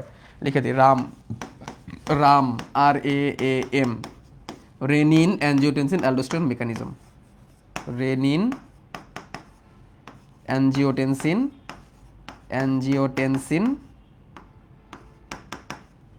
Renin angiotensin aldosterone, renin angiotensin aldosterone, আর এমতে হচ্ছে mechanism, renin angiotensin aldosterone mechanism, RAM. Okay, এর ফলে রক্তচাপ বেড়ে গেলে সেটা, রক্তচাপ কমে গেলে সেটা বেড়ে যায়। আমি আবার একটু মেকানিজমটা রিপিট করি। কিডনিতে রক্ত প্রবাহ কমে যায়, কিডনিতে রক্ত প্রবাহ কমে গেলে কিডনি রেনিন হরমোন ক্ষরণ করে, রেনিন হরমোন যকৃতের অ্যানজিওটেনসিনোজেনকে অ্যানজিওটেনসিন বানায়, in the mean time adrenal cortex থেকে অ্যালডোস্টেরন হরমোন ক্ষরণ হয়। অ্যানজিওটেনসিন আর অ্যালডোস্টেরন মিলে রক্তচাপকে কি করে?